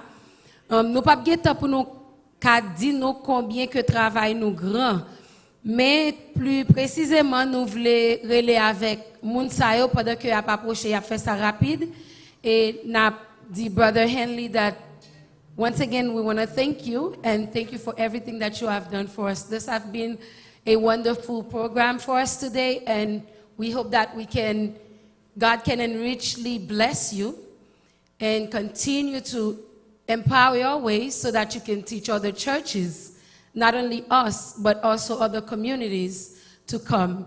I hope today is not the last day Smyrne is open for you. This is an open door to all our visitors. So whenever you have some free time, please feel more comfortable to come home, because this is home. Thank you very much, sir, for being a part of this program. At this present time, we are calling Brother Mackenzie, Frère Frisnet, Sir Rose Petit, Brother Abraham, and Brother Archibald for being a part of that department. And we want to thank them for their service as well.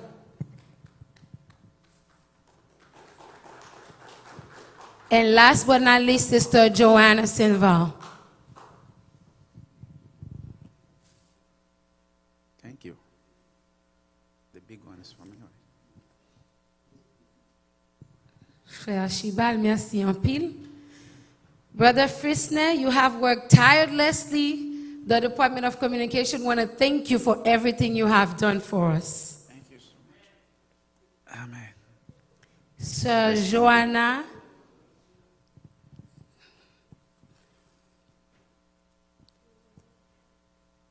And who's that, Sir Rose Petit?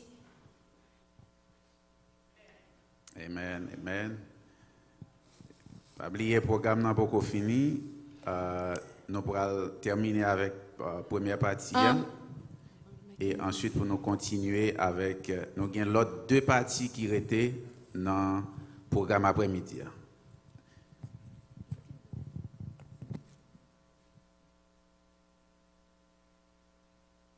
Ok, on a demandé sur Bienvenue pour aller un petit gens vite parce que là, il a couru. Okay, as we are giving their gifts to everybody, we hope that Sabbath School can come in because it's their turn right now. We're going to sing song 185, n'a chanté numéro 185 en seul couplet pendant que panel l'école Sabbath capable projeter. Numéro 185. Jésus te confie une œuvre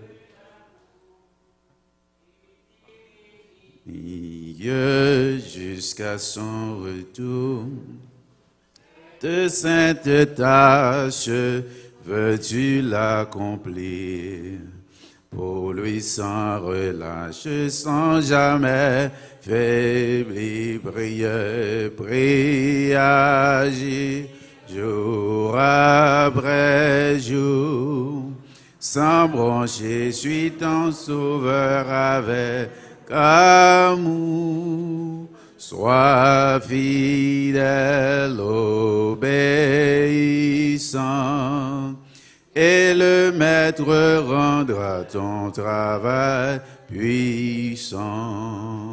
On a fait un coup de prière et ensuite on a quitté nous avec département école du sabbat.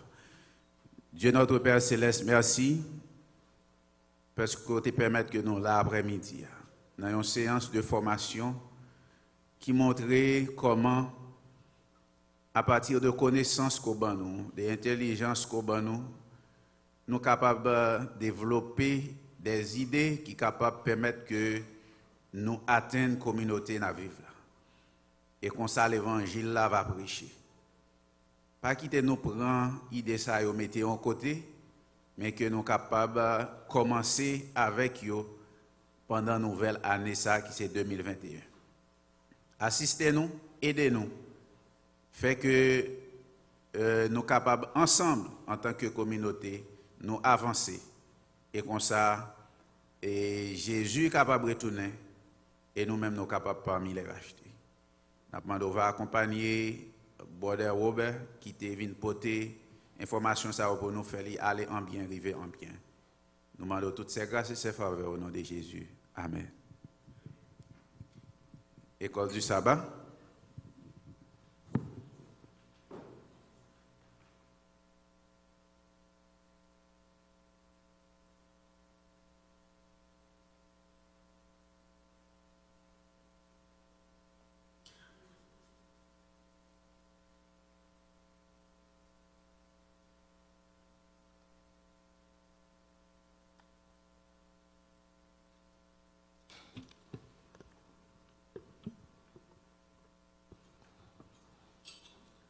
Frères et sœurs, amis des ondes, bonsoir.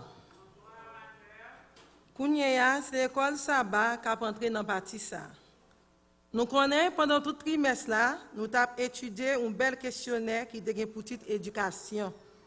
Et après-midi, nous avons une chance pour nous réunir avec moniteurs pour nous capables de poser des questions que nous ne pouvons pas comprendre pendant tout trimestre là, qui ont un point noir pour nous capables de porter un éclaircissement. Nous avons demandé pour nous porter une attention soutenue pour tout point noir capable d'éclaircir. Mais jusqu'avant, nous poser questions. Ensemble avec moniteur, nous avons chanté le chantème de l'école du sabbat.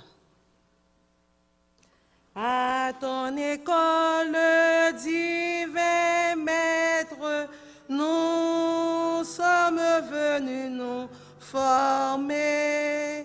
Enseigne-nous à te connaître.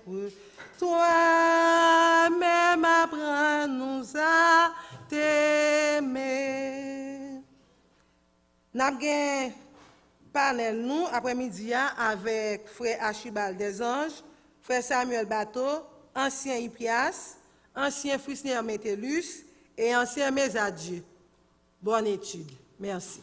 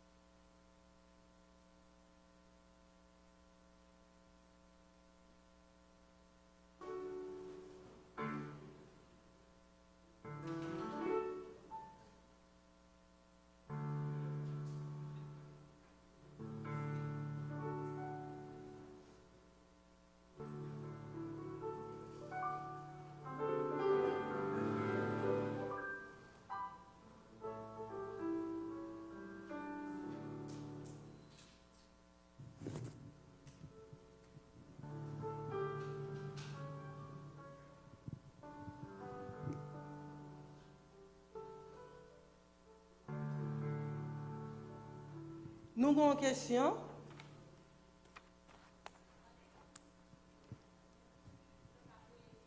Et les gens qui sont sur YouTube sont capables de poser des questions et que le moniteur est là pour capable de répondre à la question, à la réponse.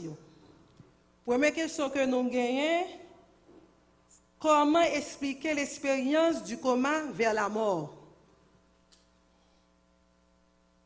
Comment expliquer l'expérience du coma vers la mort? Qui moniteur, qui est capable de donner une explication? C'est ton question. Répétez-le encore. Comment expliquer l'expérience du coma vers la mort?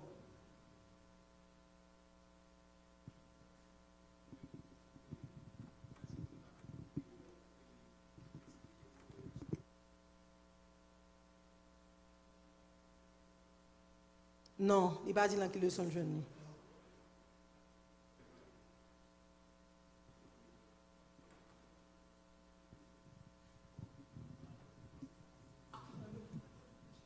Frère Marcel, bonsoir. Bon, comme question générale, vous comprenez? Parce que normalement, le monde qui a posé des questions, il faut spécifier. Est-ce que c'est dans la leçon 1, 2, 3, ou bien dans n'importe leçon, parce que nous, chaque qui là, nous fait résumer pour 3 leçons bien spéciales. Nous avons essayé un élément de réponse pour comment expliquer l'expérience du coma vers la mort. On va oublier, chaque monde qui dit qu'on s'est mourir sur l'hôpital. Je vais répondre comme ça.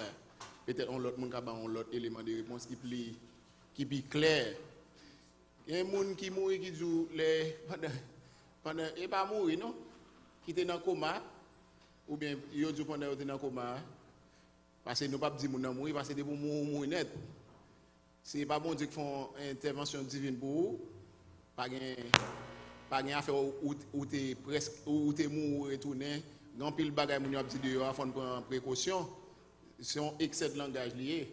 Jean c'est à dire, il y a moun quand tomber dans coma et les moun sorti dans coma, il y a un conduit, li wè quitter li wè l'esprit li quitter corps. Il y a un du comme ça li wè en gros lumière, il y a un qui dit li wè en tourbillon ou bien il y a un qui dit soit li wè en tonton blanche qui vient dire c'est Jésus, mais ça qui est réservé pour eux.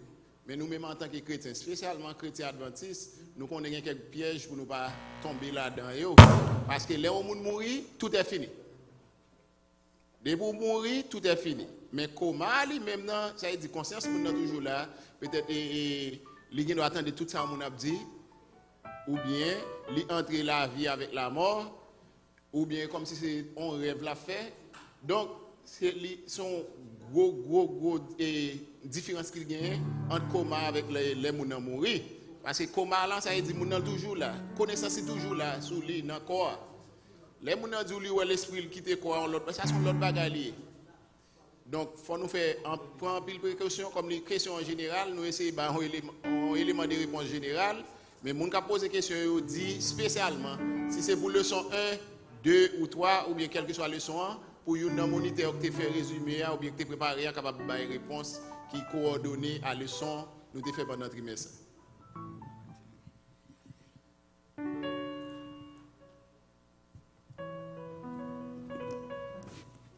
La frontière ajoutée pour frère Archibald, là on a comment là comme si étant causé dans un rêve boy. Mais différence principale gagnant c'est que là on a commencé au moyen moun qui va pleuver. Mais si moun n'a dormi, celle-ci est dans profond sommeil parce qu'il y a des gens qui sont dans profond sommeil. Ou de mettre moyen, tu fais à te mettre prendre un cala la boule, moun n'a pas pleuver. C'est différent ça. Les moun dans comment là, ou ka moyen il pas prendre.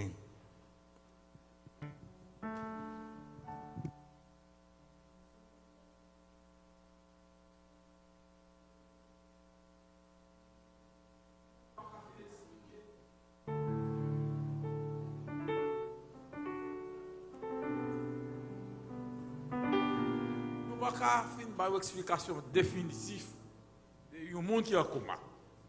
Parce que il y a un monde qui est en coma, qui est en convalescent. Donc, il n'a pas de connaissance. Donc, lorsqu'elle est en coma, lorsque le monde est en coma, donc il n'est pas aware, il n'est pas attendu. Donc, connaissance et connaissance aller. Donc, il est loin. Donc, pour nous répondre à une question, donc, il faut que nous soyons en coma. On l'est pour nous avoir définitivement qui j'en barrage ça. Parce que le monde en coma, c'est un monde qui ne connaît pas, qui, par exemple, qui disent comme nous disons en convalescence, qui ne connaît pas, conscience sympathie. Parce qu'il ne connaît pas ça l'affaire, donc parce que c'est le coma, il ne connaît pas, si il ne pas mourir le coma, si s'il réveille, c'est là où elle dit en coma. Mais ils sont bagailles, nous pas qu'à expliquer, pas qu'à expliquer net. Faut monter en coma là, pour ta nous explication bagaille ça. OK. Bien content ancien Ipias venir avec question ça. Et oui, il t'a posé question depuis ce matin. Il y a deux aspects que je voulais que nous comprenions dans la question. La question c'était qui différencie entre coma avec la mort. Donc c'était sa question. Il y a un aspect physique et il y a un aspect spirituel. Aspect physique là, il y a un monde qui en coma, c'est un monde qui entre deux. Sans monde n'a toujours à circuler. Il y a quelques signes vitaux qui sont toujours là, mais conscience n'est pas là. Il ne connaît pas ce qui a passé autour de lui. Il y a deux chances. Il y a réanimer les gens, il a retourné à la vie, comme ça tout les cas viennent mourir. Donc c'est comme ça les homonier les en coma. Donc la mort lui-même l'homme n'a mouri pas gagner signe de vie du tout. Toute bagaille finit complètement. Donc c'est ça la mort. Ça c'est pour aspect physique là. Aspect spirituel là c'est que yon moun ou gen droit l'église ou dans toute activité et puis ou en coma. Comme ça tout gen doit mourir tout. C'est que pas gen et présence de vie spirituelle la caillou. Donc là en coma spirituellement ça veut dire ou dans toute activité c'est vrai ou montrer quelques signes vitaux mais spirituellement pas gagné. Avait dit tout ça qui a passé autour de vous pas conscient de vous vraiment. Donc malgré corona passé, yo dit Jésus a retourné ou vinn l'église c'est vrai ou participer dans l'activité mais ou pas imbu de ça qui vient pour arriver vraiment. Moun sa li en coma.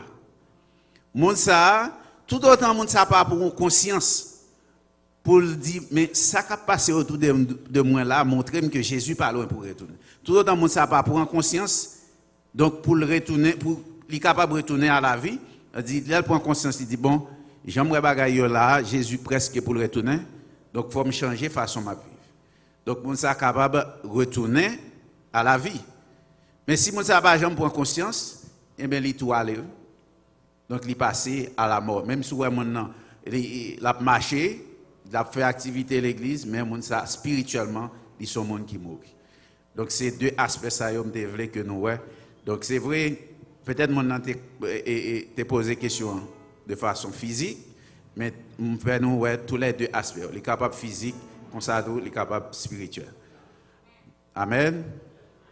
Est-ce qu'il y a une autre question? Donc, nous ne pas si technologie, il y a un monde qui a une autre question, ou bien un monde qui a une question dans la salle là.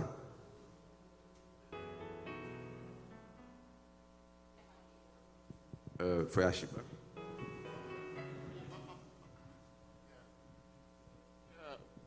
Parce que moi, nous ne pas poser question, pas vrai? Et que les mêmes gens là, ils ne pas poser question. Nous pas plier, nous. Question pas pour l'église. Un monde qui est capable de répondre. Non, pas bien dans le jardin. Bon Dieu t'a fait créer Adam, et dit bon Dieu mettez Adam pour lui cultiver jardin pour le cultiver ou bien pour le prendre, il te bal chaque jardin. Est-ce que bon Dieu t'en ni question c'est est-ce que bon Dieu t'en ni pour Adam, il fin créer, il mettre dans le jardin et puis il dit bon ça dégage ou bien est-ce qu'il te font enseignement pour lui? Est-ce qu'il te enseigné Adam? Est-ce que bon Dieu était un professeur pour Adam? C'est ça la question.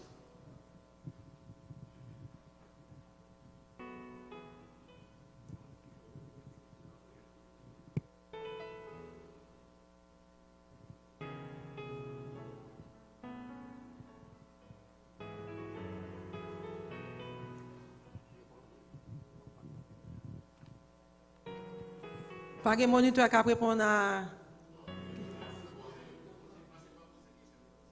Oh, ok. Pas de monde dans l'assemblée qui répond à la question. Frère Achibal, non?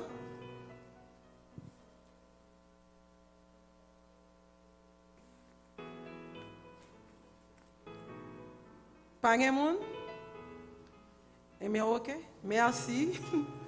À présent, nous avons auditionné un chant spécial avec ancien Renoir Saint-Val.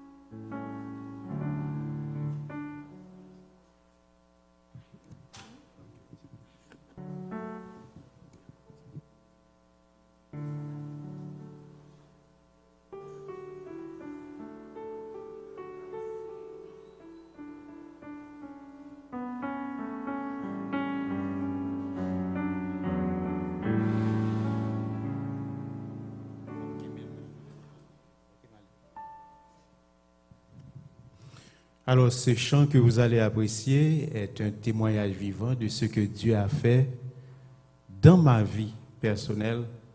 Comme je l'ai dit la dernière fois, j'avais composé une chanson tout à fait spéciale, juste pour témoigner ma reconnaissance envers Dieu pour tout ce qu'il a fait dans ma vie.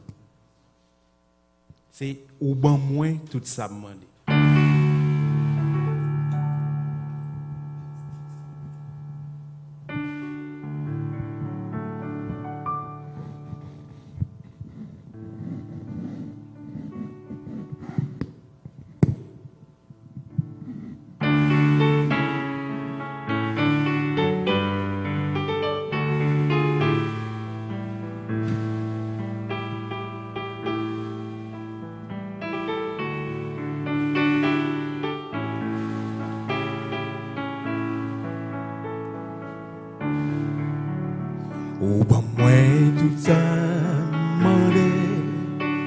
Parfois même tout ça, moi je ne sais qu'elle désirait. Les moi mettez ma genou, bon Dieu dans pied, dans pied.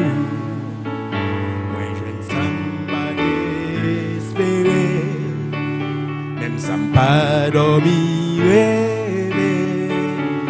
Seigneur, moi, viens dans pied ou moi, merci.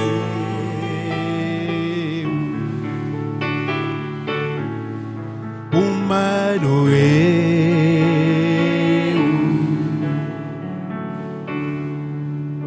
Ou dit, mandez-moi, mandez.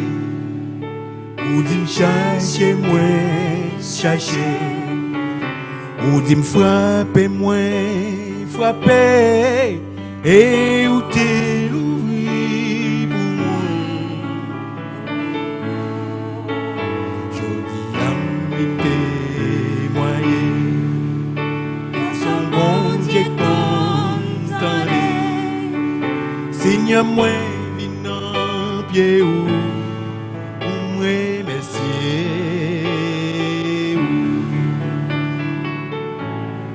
ou m'adorer.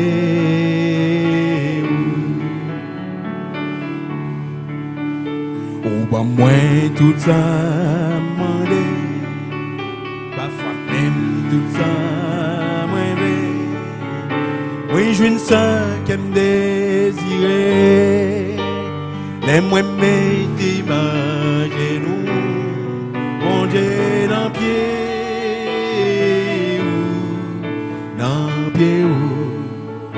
oui je ne sais pas d'espérer. Pas dormir, Seigneur, moi, viens en pied ou moi, messieurs,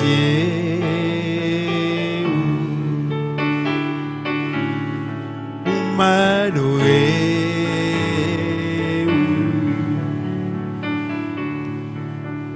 Moi, t'es mandé, moi, t'es joint, moi, t'es cherché,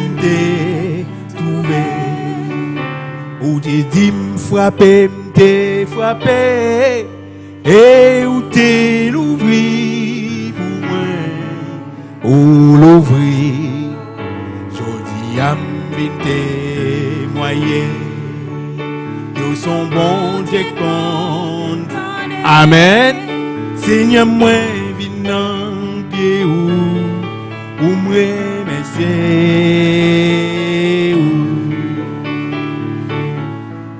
Pour m'adorer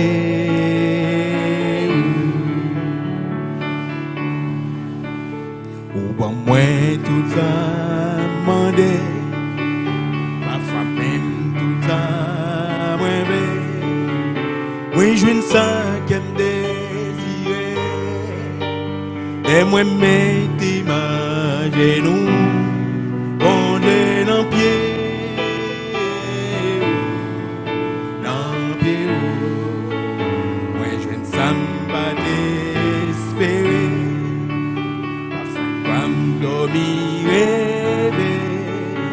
Seigneur, moi, viens en pied remercier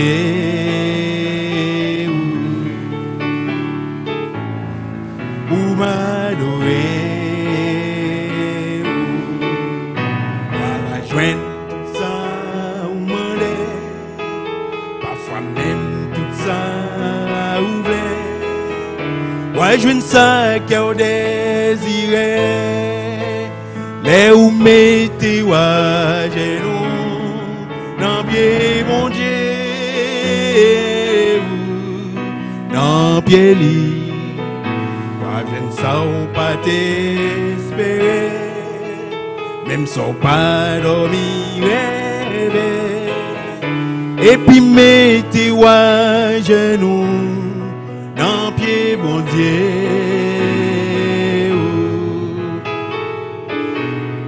pour remercier lui pour adorer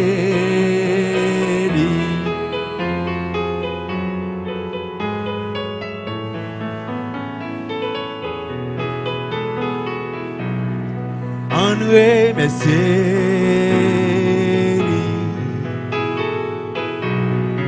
en adorer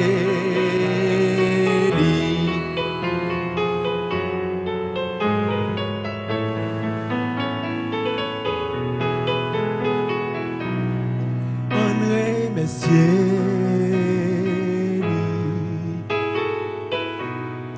en adorer.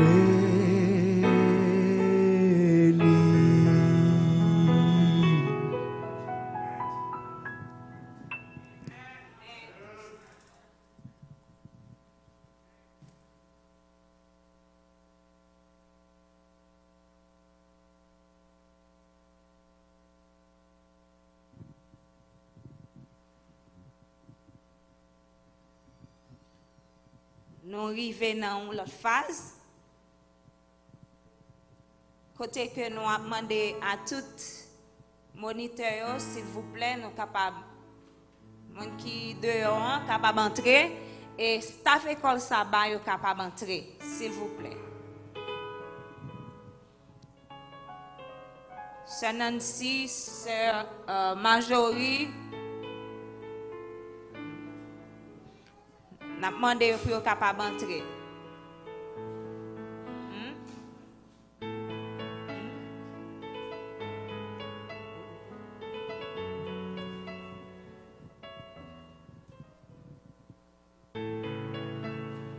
Matin, nous t'ai déjà remercié tout le monde pour le support que nous baillons à l'école Sabbath. Nous voulons dire merci. Nous ne pouvons pas suspendre pour nous dire merci, merci, merci. Parce que non seulement nous voulons dire bon Dieu merci, mais nous voulons dire moniteur nous merci.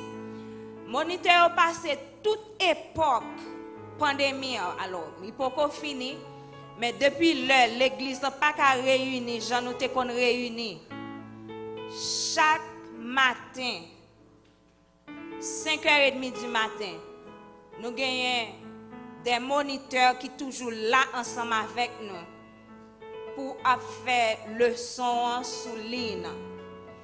Nous gagnons staff école Sabbath qui pas jamais fatigué, qui toujours là chaque matin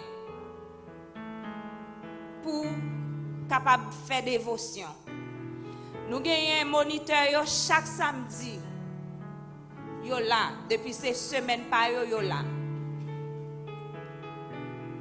Si pour nous prendre merci, nous pas fini. Parce que sans nous-mêmes, l'école ça va pas gagner, raison d'être. C'est raison ça qui fait après-midi. Bien que nous te voulons faire un bagage qui tape sorti puis, un programme qui tape plus grandiose. Mais bon Dieu connaît pour qui. Et nous croyons que ça pas réellement trop dérangé. Parce que bon Dieu permet que nous là. C'est déjà une grâce. nous avons demandé à Sœur Marjorie, s'il vous plaît.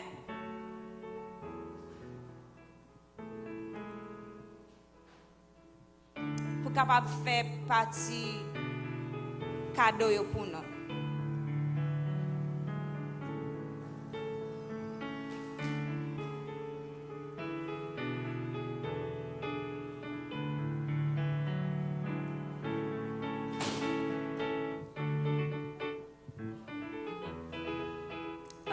Frère Colastin était là, frère Colastin est sorti. Il y a les fonds déplacés. Il y a pour l'autre. Frère Colastin, s'il vous plaît, sous dehors, font-ils entrer?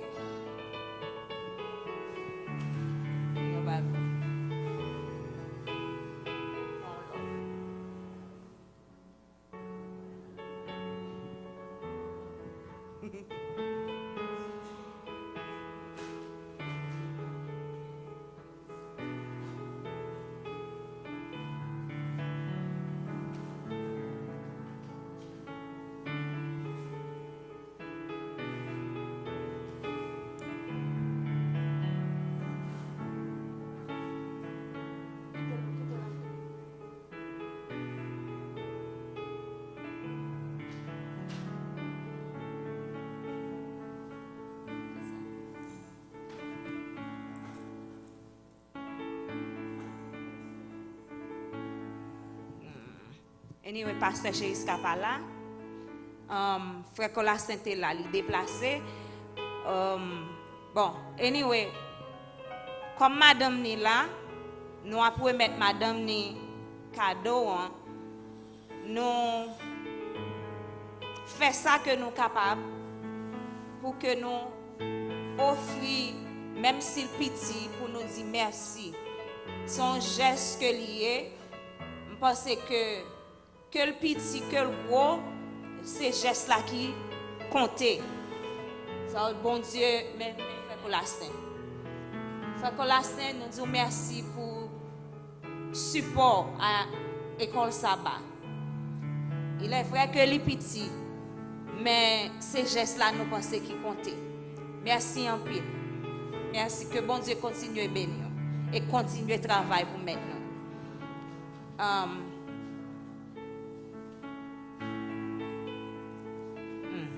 Frère qui est pas là.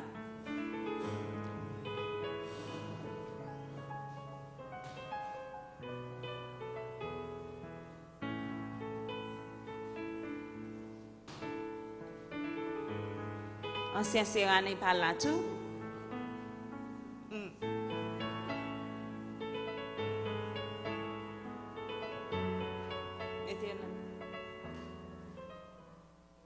C'est ça.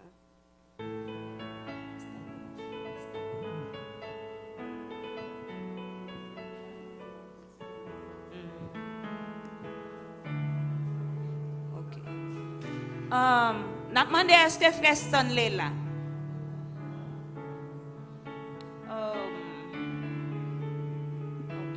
Frère Stanley déplacé.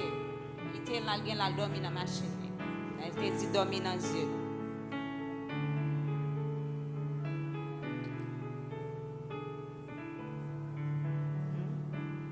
Mettez la vie.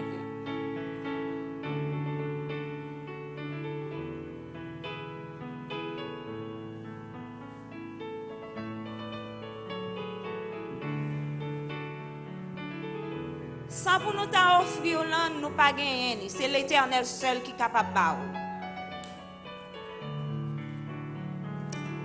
Sœur Petit.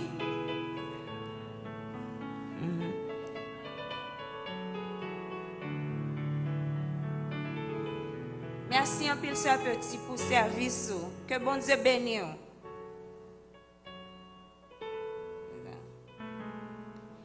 Ancien Frisner.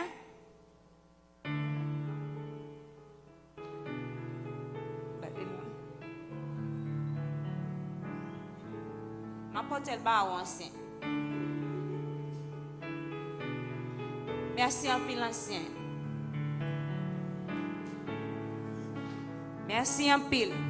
Nous pas gros, mais le peu que nous gagnons, nous baillons parce que nous croyons que service que nous offrons à l'église là, ou à département école Sabbath, il faut plus que ça. Mais c'est ça nous gagnons, c'est ça nous baillons. Ça, je dis, ça maman gagne, c'est ça le bail petit, right? So c'est ça nous capable bailler. Ancien pièce.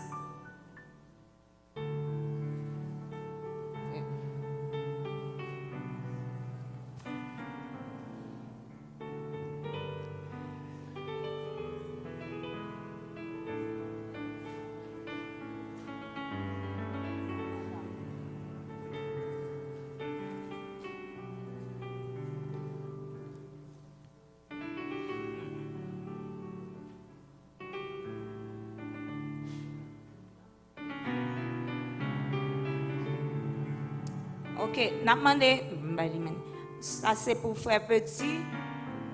Il pas là, madame n'est capable de recevoir pour lui. Merci.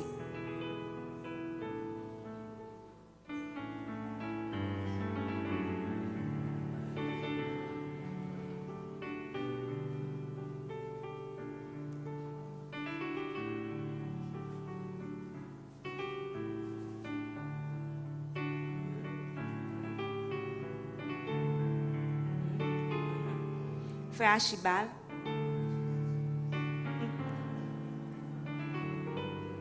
Merci en pile, merci. Frère Archibald, quel que soit l'homme de service, là, il n'y a pas de non. Merci en pile. Ancien mes adieux.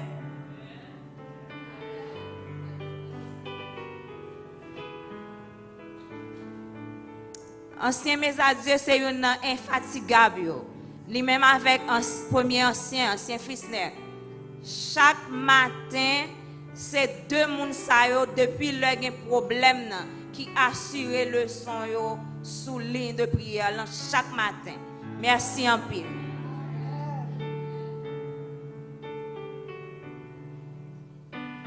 Frère Bateau. Merci en pile, Frère Bateau. Merci pour le service.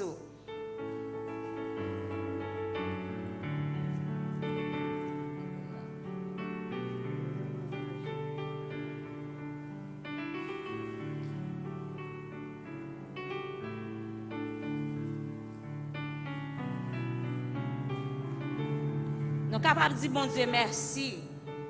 Parce que si nous gagnons un staff avec moniteur qui travaille pour mon Dieu, malgré les problèmes, ils ont bravé danger pour venir là pendant que ils étaient plus mal. Nous disons bon Dieu merci pour ça. C'est mes adieux. Je dis, nous voulons dire Happy birthday. Happy late birthday. Parce que c'est aujourd'hui nous voulons faire. Bonne fête, ma soeur.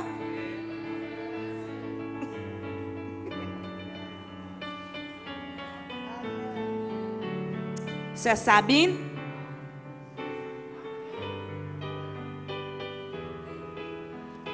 Merci, ma soeur, pour le service.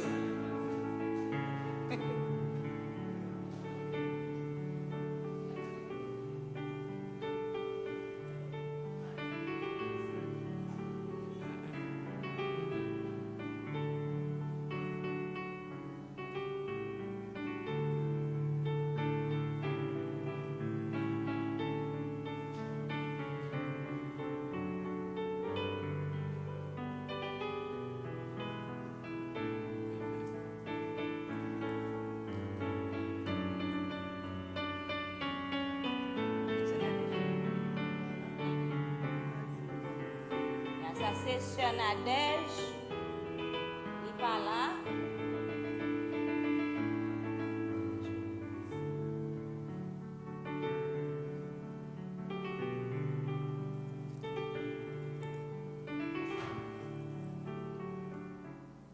Sœur Erline.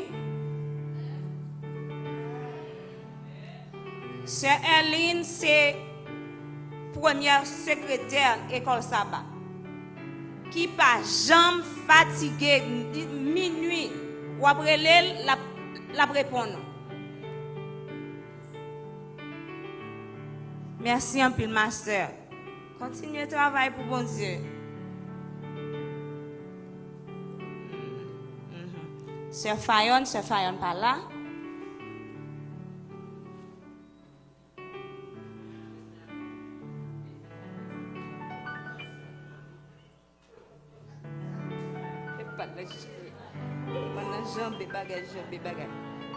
Sœur Yannick.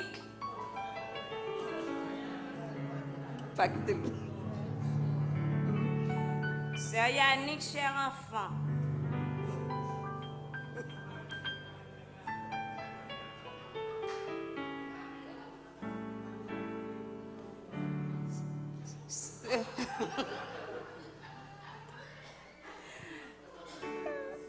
Sœur Yannick, cher enfant, sont infatigables.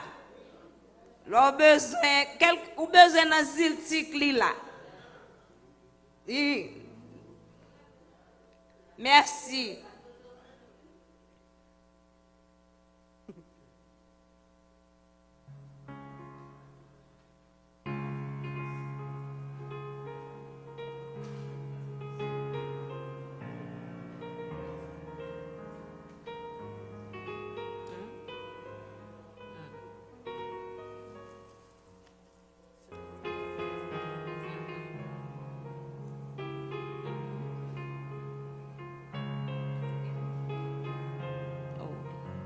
Sœur Ebel pas là.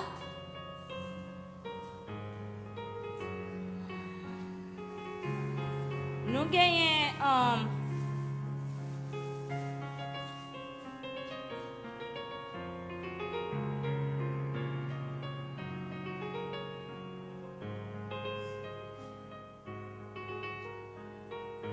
Sœur Régine. Nous gagnons 3 personnes qui là ensemble avec nous.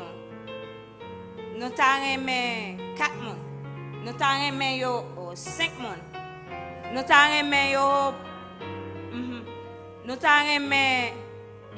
si vous avez avancé pour nous, Sœur Mona, Sœur Regine, Sœur Daddy, Sœur Benitan,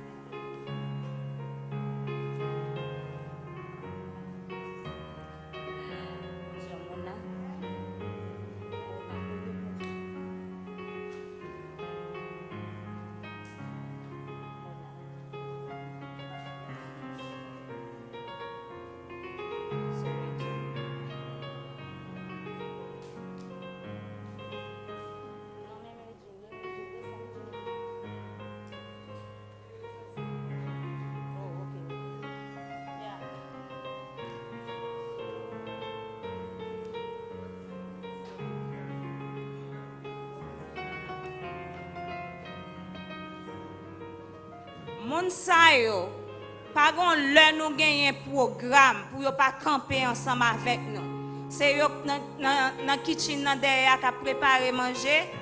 Le moment pour yo t'achita à l'église là, c'est yo même qui derrière a séparer manger. So, nous disons merci en pile pour service nous. Que bon Dieu continue à garder nous, que bon Dieu continue à bénir nous.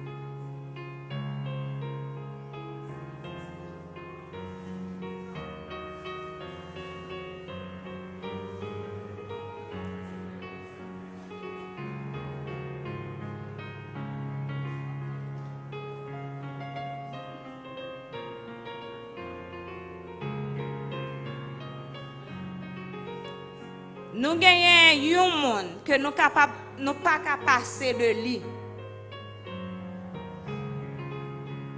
C'est un monde qui toujours bon en fait en pile monde pense que lui c'est un staff école Sabbath. Mais lui non pas figurer dans l'école Sabbath directement, mais ils sont membres école Sabbath. M'da dit bon c'est maman école sabbat. Parce que c'est moun le manger a gen pour fête c'est lui même qui la k'ap krase école. Le bagay yo gen pour yo à l'acheter c'est lui même k'ap courir monter descendre. C'est pas un monde que nous ka passer de lui. Li pas besoin mando qui côté m'brale. Qui ça nous besoin? Ou juste bal l'argent et puis c'est gado ouais tout bagay résoudre. Nous pas gagner un mot pour nous dire merci. Ça nous gagne pas suffit pour nous remettre pour nous dire merci. Mais comme proverbe l'a dit, ça maman gagne c'est ça le bail petit. C'est ça que fait nous dit petit pas chiche. Mais ça nous gagne c'est li nan bali. Mais si pour nous ta remercier li, faut que nous ta lever tout building nan pour nous ta senti que nous a remercier pour service li. Mais nous pas qu'à lever building nan. C'est Majorie. S'il vous plaît.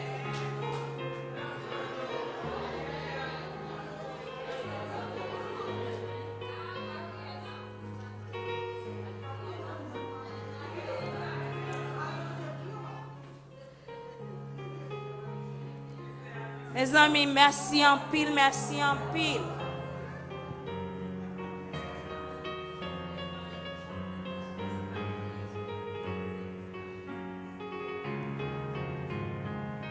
Nous pensons que nous avons une très grande famille.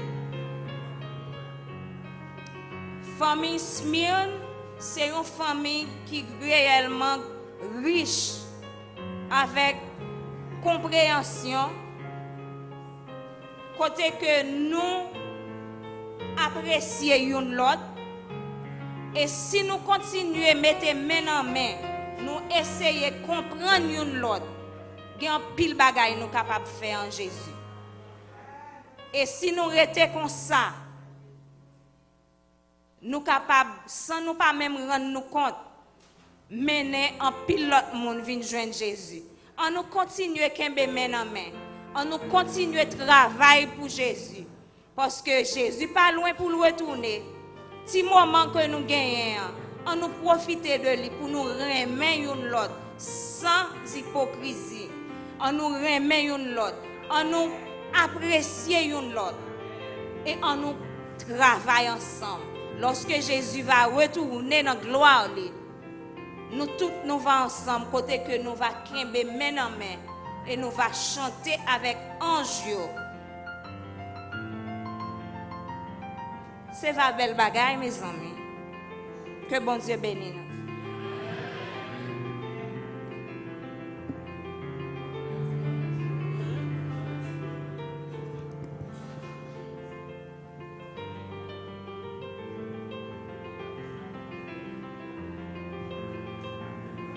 N'a dit bonsoir à l'église. N'a dit bonsoir à l'église.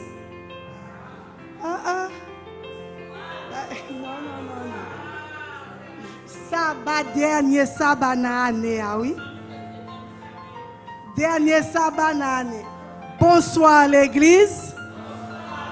Parce que nous voulons l'aller, pas vrai? Eh bien, si nous voulons l'aller, il faut nous mettre nous jam. Anyway, nous connaissons que l'année a fini. Nous disons bon Dieu merci et nous bénissons gloire pour ça qu'il fait pour nous et ça va continuer à faire pour nous. Mais on connaît, nous avons une chance aujourd'hui, comme dans le dernier sabbat, pour le département de la femme, de participer dans le programme. De ce fait, nous avons fait un petit échange de cadeaux entre nous 10 là. Côté que nous te dit, nous avons sabbat en cadeau, sabbat en cadeau. So, nous te fait provision pour ça parce que nous dit bon, nous voulons montrer département importance li te gagné pendant l'année 2020 parce que nous communiquons en pile, même si l'un pas l'autre, mais nous avons contact spirituel là. Nous avons contact là, nous pas dormir pour nous pas faire une semaine pour l'un, pas parler avec l'autre. C'est très belle bagaille. Et c'est une union qui belle les nous en côté pour nous quimber. Parce que distance doit loin, mais à cause de technologie, nous gagnons communication avec l'un l'autre. So, me fait nous compliments pour gens que nous te partager sentiments nous envers en sœur nous, envers frère nous, envers nous tous. Je suis content pour ça.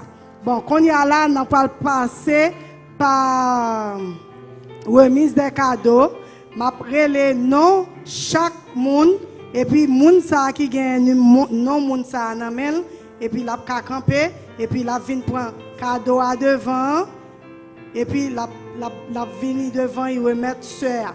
Nous faisons ça dans un sens de fraternité parce que nous pas gagner pour nous tabac tout le monde mais Jean nous fait là c'est pour nous montrer que comment pour nous aimer l'un l'autre, comment pour nous partager ça nous gagner avec l'autre, comment pour nous gagner une union. Unité, c'est ce qui tout bagaille les nous en côté. So, quand y a là, m'après les sœur Denise, on va dire qui nous prend et puis on va garder non, on va prendre cadeau et puis mon a vinn devant. Daddy, on va venir camper lâcher.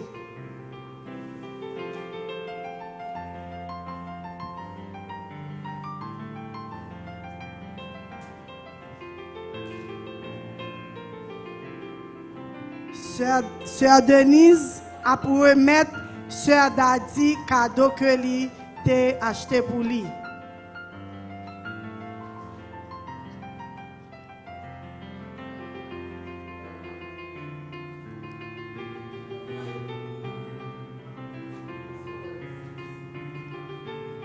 Sœur Denise, on a fait ça avec une sagesse.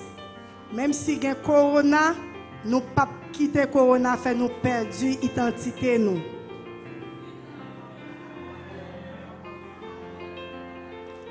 Après les sœurs Yannick, qui nomme sœur Yannick, qui nomme sœur Yannick. Sœur Regine.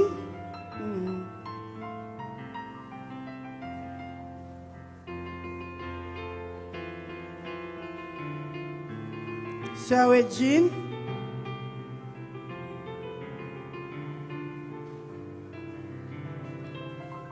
Oui.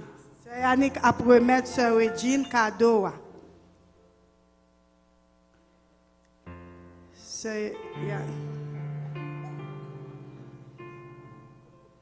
C'est très bien. C'est cadeau. Ça veut dire, ouais, c'est sœur Yannick, c'est cadeau, ça, Ibo. Ok.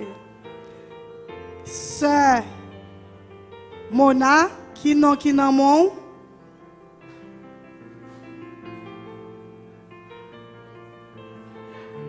Sœur Tina, avancez.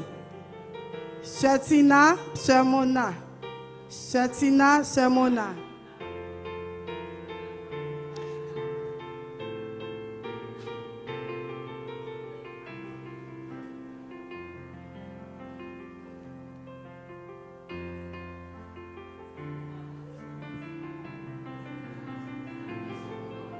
Sœur Tina, Sœur Mona après le remettre tout cadeau à Sœur Tina. Sœur Mona après le remettre tout cadeau à.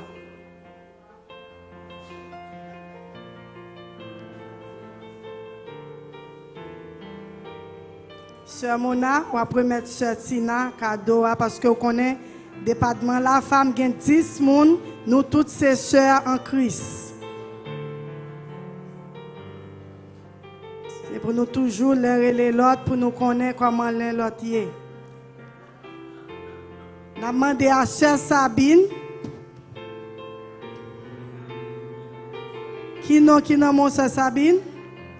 Okay. Sœur Sabine, on va prendre cadeau, on va remettre Sœur Yannick. Sœur Yannick avance devant.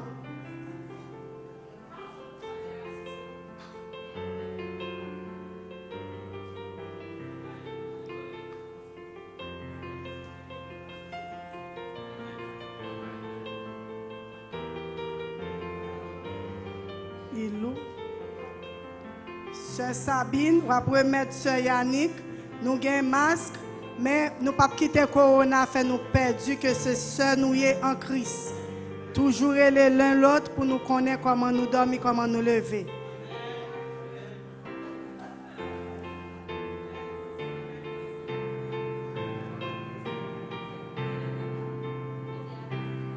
Sœur Dadi, qui n'ont gain. N'a dit Sœur Dadi, al point cadeau pour qu'à remettre Sœur Sabine.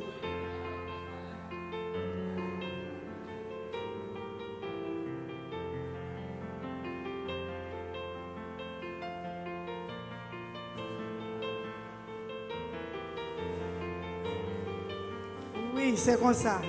Mais nous connaissons que Corona, nous mettons masque, pas oublier pour nous baisser 6 pieds. Ancien a dit ça. Oui, premier ancien dit contrôler 6 pieds. OK. Sœur Dadi, toujours les sœurs Sabine pour demander comment il est, comment famille est. Sœur Tina, qui n'a même. Sœur Denise, sœur Tina, on prend cadeau pour remettre sœur Denise.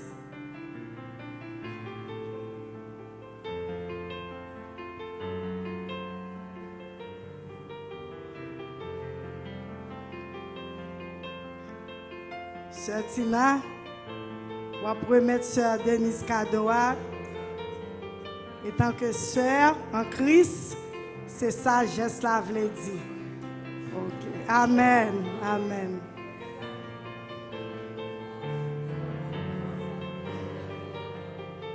Sœur Regine, qui n'a même, n'a demandé pour sœur Regine.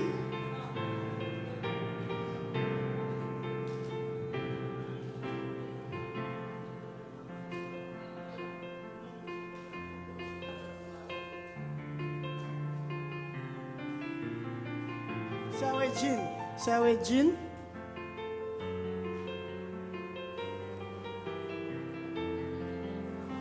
Oui.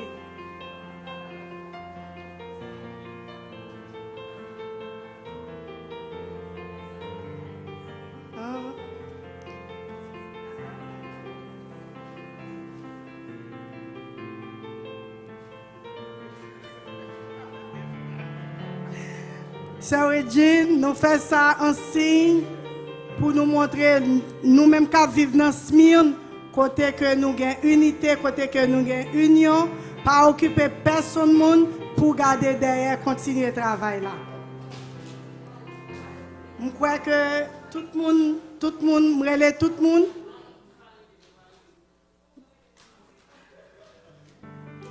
Sœur Mona, qui nous gagne?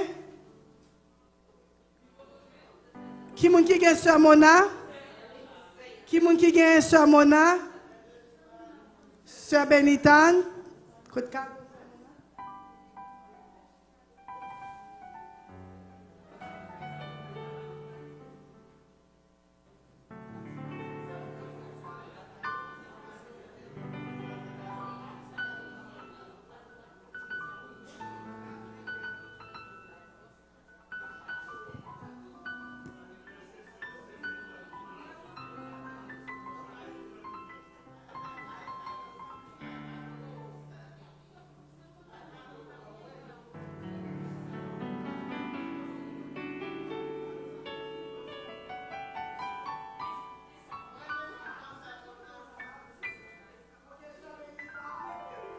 Avancez.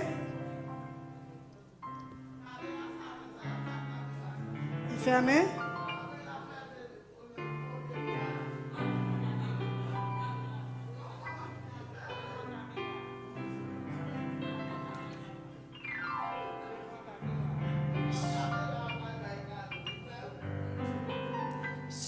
Sœur Benitane, on va remettre Sœur Mona, cadeau ça. Et tant que deux sœurs qui marchent dans la même l'église pour nous gagner unité entre nous. Pour l'un pas gagner en différence entre l'autre. Nous dit tout le monde, nous dit tout le monde n'a fait un petit silence. Nous dit tout le monde, raison que nous faisons ça, c'est pour nous vivre comme sœurs et frères. Parce que Jésus, il n'a pas gagné plus grand, plus petit, plus belle, plus gros. Tout le monde est égal, égaux. C'est façon ça que nous voulons passer ce message-là.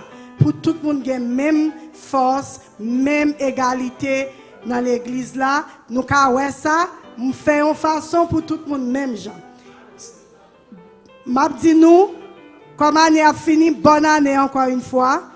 Année a fini, nous avons demandé bon Dieu pour nous gagner santé, pour nous gagner force, pour nous l'autre année pour nous doubler, pour bon Dieu doubler force nous, pour nous travailler plus dans l'église là, retirer haine, retirer toute rancune, laver que nous pour nous qu'à vivre l'un avec l'autre. C'était ça, m'd'a dit, c'était la femme.